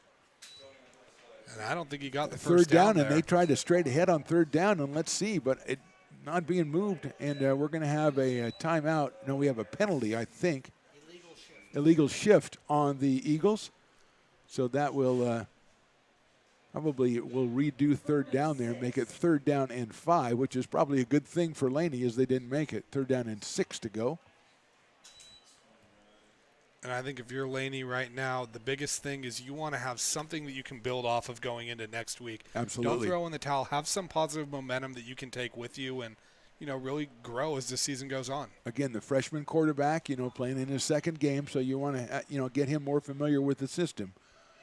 So 3rd down, he's going to go ahead and take it. It's an option play. He pitches it out to the left side. They're going to get really close to the 1st down out there, but well pursuit. I think the pursuit, one of the key words of the day, Jordan, the pursuit that they've had on these plays that have gone wide. And I think that's the biggest thing because, no one's going to be perfect your 2nd game into the season. ARC's defense is no different. There have been a few missed tackles, but the difference is when the first tackler doesn't bring them down, there's 4 more navy blue jerseys right there to get them. And they did not make the 1st down on that. They're going to go for it here with 10:50 to go in this ball game. 42-10 Beavers. Eagles are going to hand that ball. No, he's going to fake the handoff, rolls back. He's got a guy on the right side, well defended, and the pitch is out of bounds, I believe. That is, let's see what the call is. It didn't look like it was inbounds. It is out of bounds and incomplete. So the Beavers shut them down, and that has been a really impressive part of the game so far, Jordan, as they shut them down on fourth down and take possession. The pass to the sidelines, the cornerbacks, really good one-on-one defense. Yeah, and that was a great job right there. I mean, Featherstone really made a great catch, but good job by the ARC DBs to make sure he didn't have anywhere to put his feet in bounds. It's almost like they're saying, you can catch the ball, that's fine. We're just going to make sure you go out of bounds with it. Yeah, it was a fourth down, so kind of underreported is the fact that the Beavers are taking over. Quincy Gallen now is in at quarterback, number 9. He is a co-captain on this team. He's a sophomore out of Antelope. He will be taking over from Kenny Leith, who had a pretty good day at the office. And we'll see if we can get the numbers of a couple of other new players, probably giving the quartet of backs a little bit of a break. So Gallen is in there. He is in the shotgun. He's going to hand off right away or up the middle. A nice run in there, cut to the outside, a gain of about 8 or 9 yards for the Beavers on first down. That was Anthony Johnston, a freshman running back from Rockland. You know, the big thing about Gallen getting in there is if you're looking at Laney's defensive lineman, it's a lot of ones that are still in for Laney. So you're essentially getting a young quarterback some solid looks against some ones and some college experience for him. One thing, we mentioned it early, but worth mentioning again, this Gallen, even though the backup quarterback, is a captain on this team, and that's a huge measure of respect for the sophomore out of Antelope as he brings his team up. A second down and about 1 yard to go here. He's got Johnson back. He's a 5'10", 190-pound freshman, as you mentioned, Jordan, out of Rockland. 9:50 to go in this one, and they're going to hand it off to him again. He's got a little more space. He cuts inside. He's inside the 20, inside the 15, down to the 12-yard line. So you take your first 4 running backs out, you put in your 5th guy, and he's looking pretty good out there. You know, it's a great way to instill some confidence in a young freshman running back, is give him a lot of room to run. And as you've said plenty of times, credit to this ARC offensive line for paving the way for him. I mean, it's like an empty freeway out there for these running backs right now. Oh, yeah, like who's ever seen one of those anymore? Come on. So Gallen in there running his first drive of the game. He's got the first down thanks to Johnson's 2 excellent runs. 9:20 to go in this one. Gallen's going to hand off to Johnson again. He's got a little bit of a hole, goes out to the right side, still going, and he's brought down inside the 10-yard line at about the 9. And right now, if you're ARC, I mean, obviously getting 6 points is going to feel good here, but I think what you're most concerned about is getting first downs more than getting touchdowns. If you're ARC, if you can get this ball at the 2-yard line and get a whole new set of downs, that could shave 3 more minutes off this clock. Yeah, and you've got a lot of guys, as we both talked about, the offensive line. You've really got to highlight them. You know, they have been excellent out there. You know, I don't know. They've got a Couple of new guys I know. Coach O loves to rotate his defensive lineman, but now he's got the offensive lineman, even though it's the second group out there. They're clearing big holes for Johnson, and here we go here. They did give him a first down, it looks like, so it is first down at the 10-yard line. Hand off again. He's going to go in that time he's met by a couple of different Eagles, and they're going to stop his forward progress right about the line of scrimmage at about the 10-yard line. So that'll bring up a third down now for the Beavers. They've got to get down inside the 5 for a first. And that was Jaden Clark out of Jesse Bethel High School in Vallejo that led the charge there. And it looked like that was Moore getting the carry on it. So, again, you know, we're still cycling in some of the main running backs. Again, the perks of having a deep RB room. Yeah, and we've got Quincy Gallen now in the quarterback. Leith's day is over, as he was excellent here and trying to lead his team to their second straight win to open the season. They took care of Sac City 19-7 last week. That was more of a defensive game, Jordan. This one has been defensive, and also Coach O has to feel good. This has been on the offensive side as well. So Gallen is in the shotgun. He's going to turn and hand it off straight up the middle. And inside the 10, down to the 7, down to about the 6-yard line, perhaps it looks like, is Johnson. And then I think we might see Logan McCreary come on for a field goal. Yeah, McCreary was the first one on the field when that fourth really down came. I think he was a little excited to get some more points. Or he was looking over his shoulder to make sure nobody else was going to get the call. He's like, no, I'll get out there. I'll take care of it. He's perfect on extra points today. This one a little bit further than an extra point, going to be a 25-yard field goal. The ball placed down at the 15. Gallen is usually the holder on these, so he's already on the field. That's convenient. And here we go, the snap. And then we're going to have an offsides. We saw that the player on the right side of the defensive alignment for the Eagles got a head start on a couple of extra points earlier, and that time he got a real head start on that one. Yeah, that's Antonio Jerome there, and he's come very close to blocking a few extra points, and I think he's kind of foaming to the mouth a little bit. He wants to get a block and got a little excited there, and depending where this spot is, if it's on the long side of 5 yards or the short side of it, it's probably going to be a first down. Yeah, it might be. If I'm Coach O, I might be inclined to let McCreary go out there. I want to get my guy a couple of field goals in game conditions. So let's see what they decide to do. They're going to move it 5 yards forward. So it's just basically an extra point now, but it counts for a couple of extra points than an extra point. So McCreary is still out there. It is a fourth down again for the Beavers, 6:45 to go in this one. And then we've got movement all over the offensive and defensive lines again. I thought Laney moved first, but let's see if that's the call. It looks like Laney did move first, and it looks like that was Jerome again getting excited on it. And you can't trot out McCreary now on Yeah, first you got to down. go ahead. And McCreary's like, yeah, I guess I did my job. I baited them into two offsides penalties, and so I did my job, and the Beavers will take over 1st and goal. A lot of movement in and out for the Beavers here, as they are going to have a 1st down and goal to go now. As they were going to settle for the field goal, Jordan. That's and again, you want McCreary to go ahead and get a chance, but if you're going to give him a 1st down, and now we're going to get a timeout, it looks like, on Laney College's side. So with 6:31 to go in this ball game, it's American River College 42 and Laney 10. You're watching ARC football, presented by the Stones Radio Networks.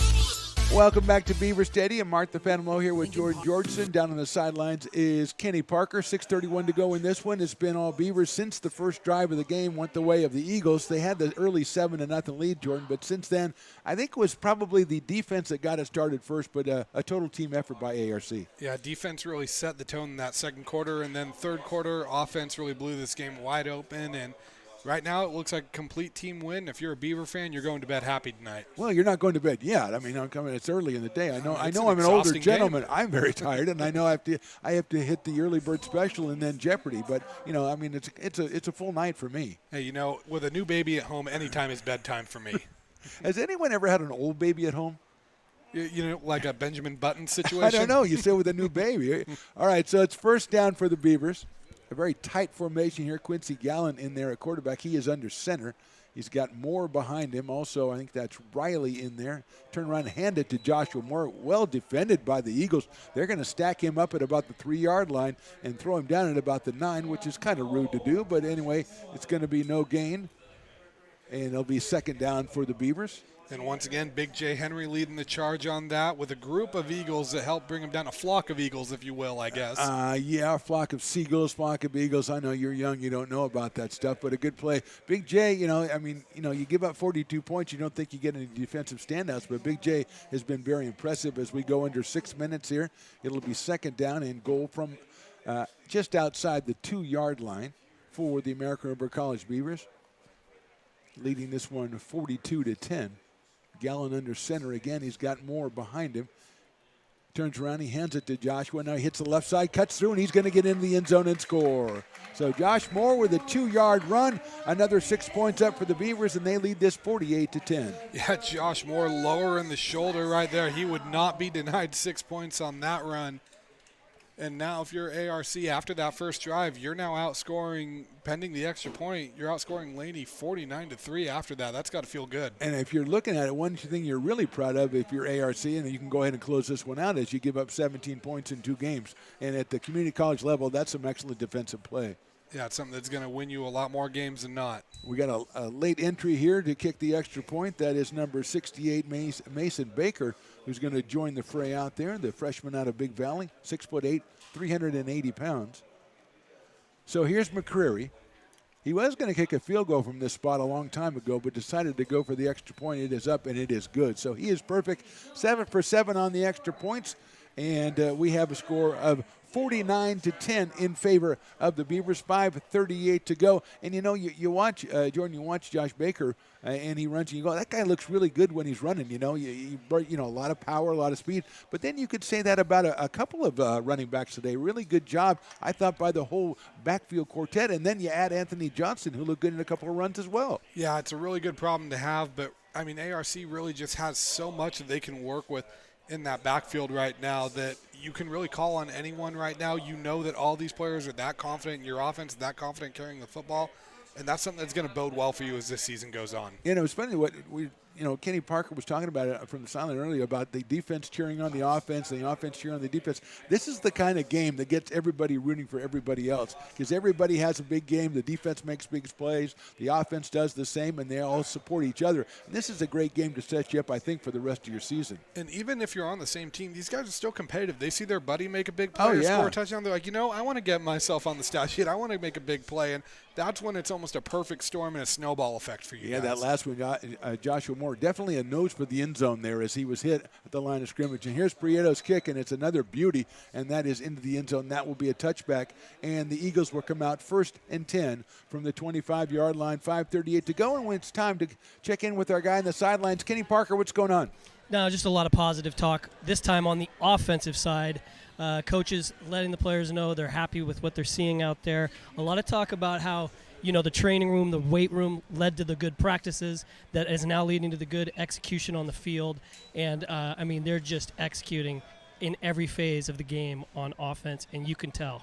Thank you very much, Kenny. Thanks for your reports down there today on the sidelines. We really appreciate them with 5:38 to go, 49-10 in favor of the Beavers. See if we have a new quarterback. I think we do for the Eagles as a handoff goes straight up the middle down to the 30. He set up a 2nd and 5. It looks like that's number 11 back in at quarterback. We didn't get a last name on him, but I was able to find out his first name at halftime, which is Marcus. Okay, so Marcus is in at quarterback. That nails it down or narrows it down a little bit more. 2nd and 5, or maybe, 2nd and 5 from the 30. Marcus hands the ball off. A nice little run now. He's going to get up to the 35. So well done by the new running back. A very short running back, but very powerful. And that's Eric Brazel, 5'7", 180 pounds out of Hayward, California, getting some carries now. So both teams playing out stretch here, just trying to get through this game without any injuries, any costly penalties, anything like that.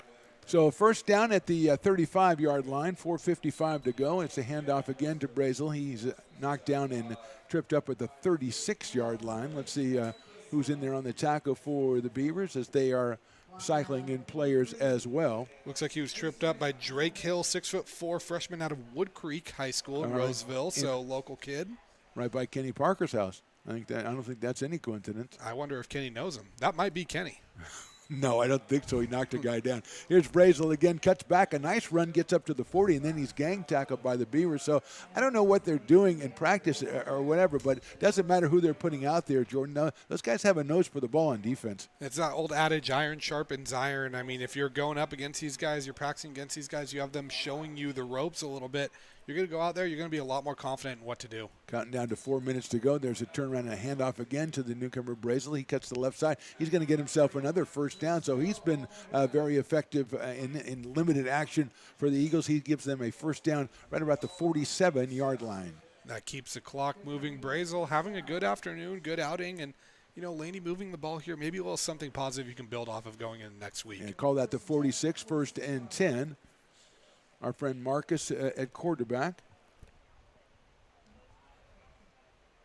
He's going to turn around. He's going to fake it. He's got a pass down the middle. He's got a guy overthrown, and it bounced around a little bit out there, almost intercepted.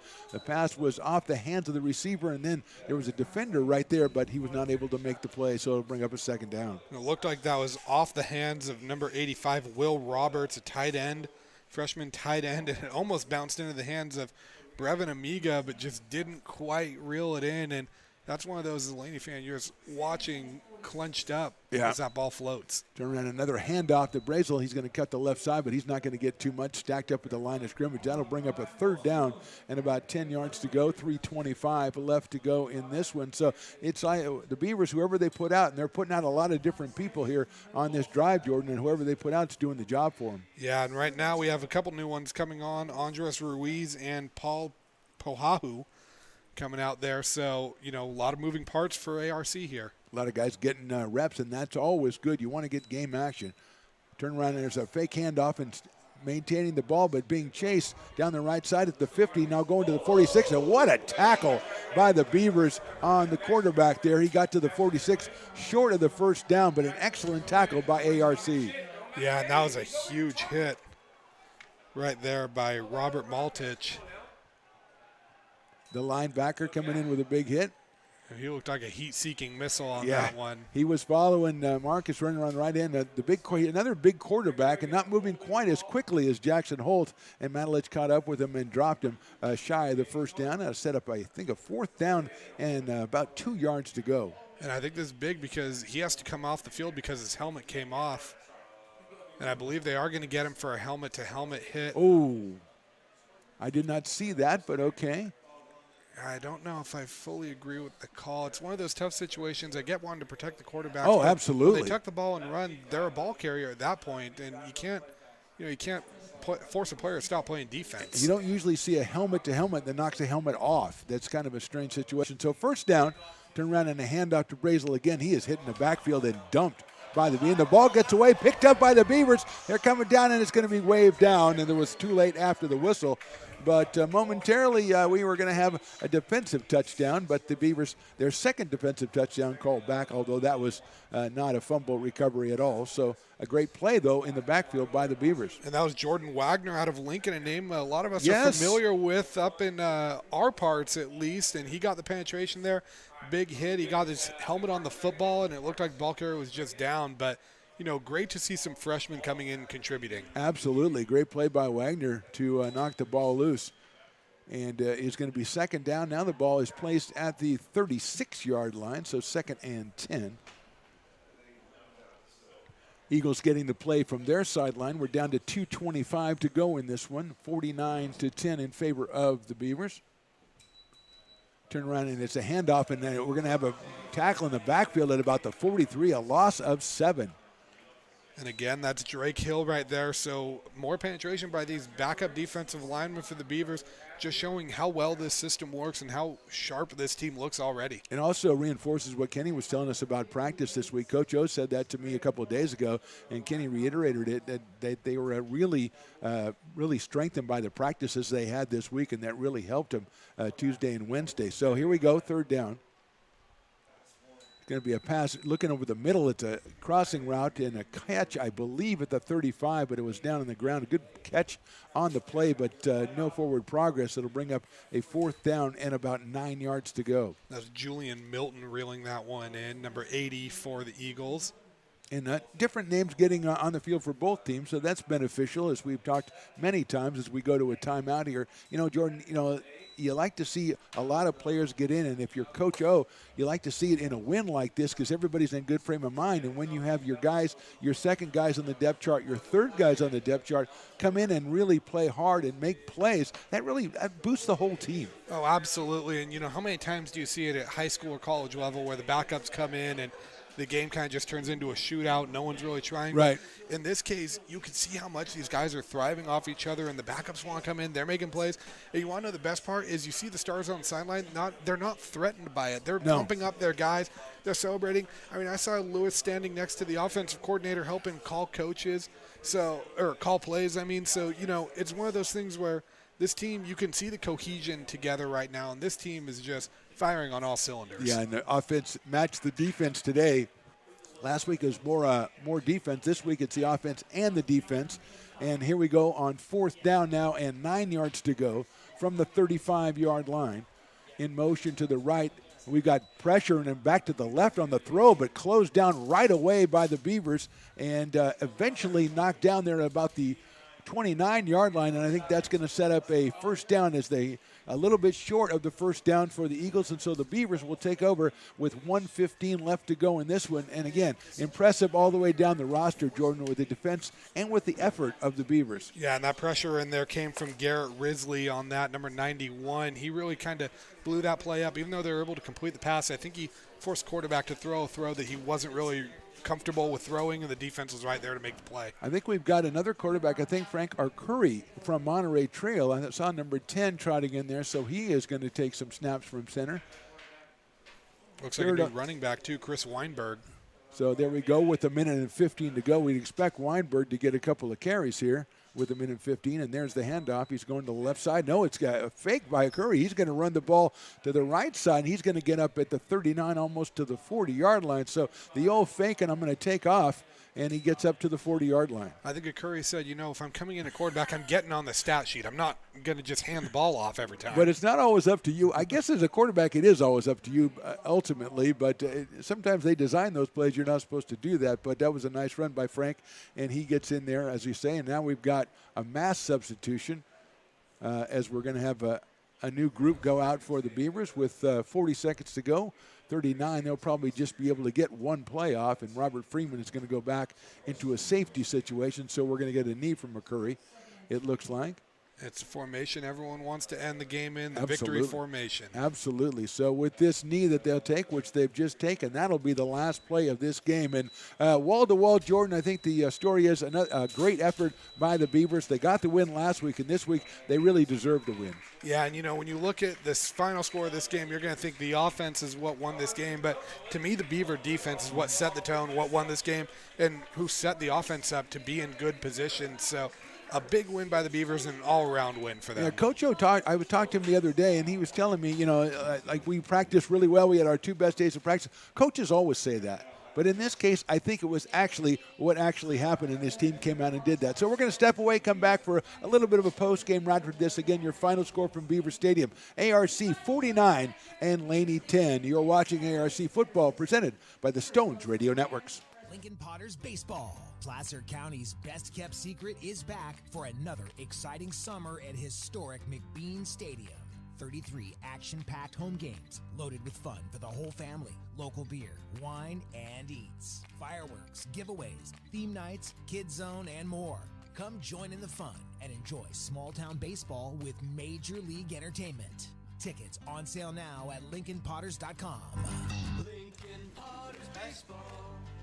Come on out and join in the fun. Welcome into the postgame show, sponsored in part by Ace Body and Towing.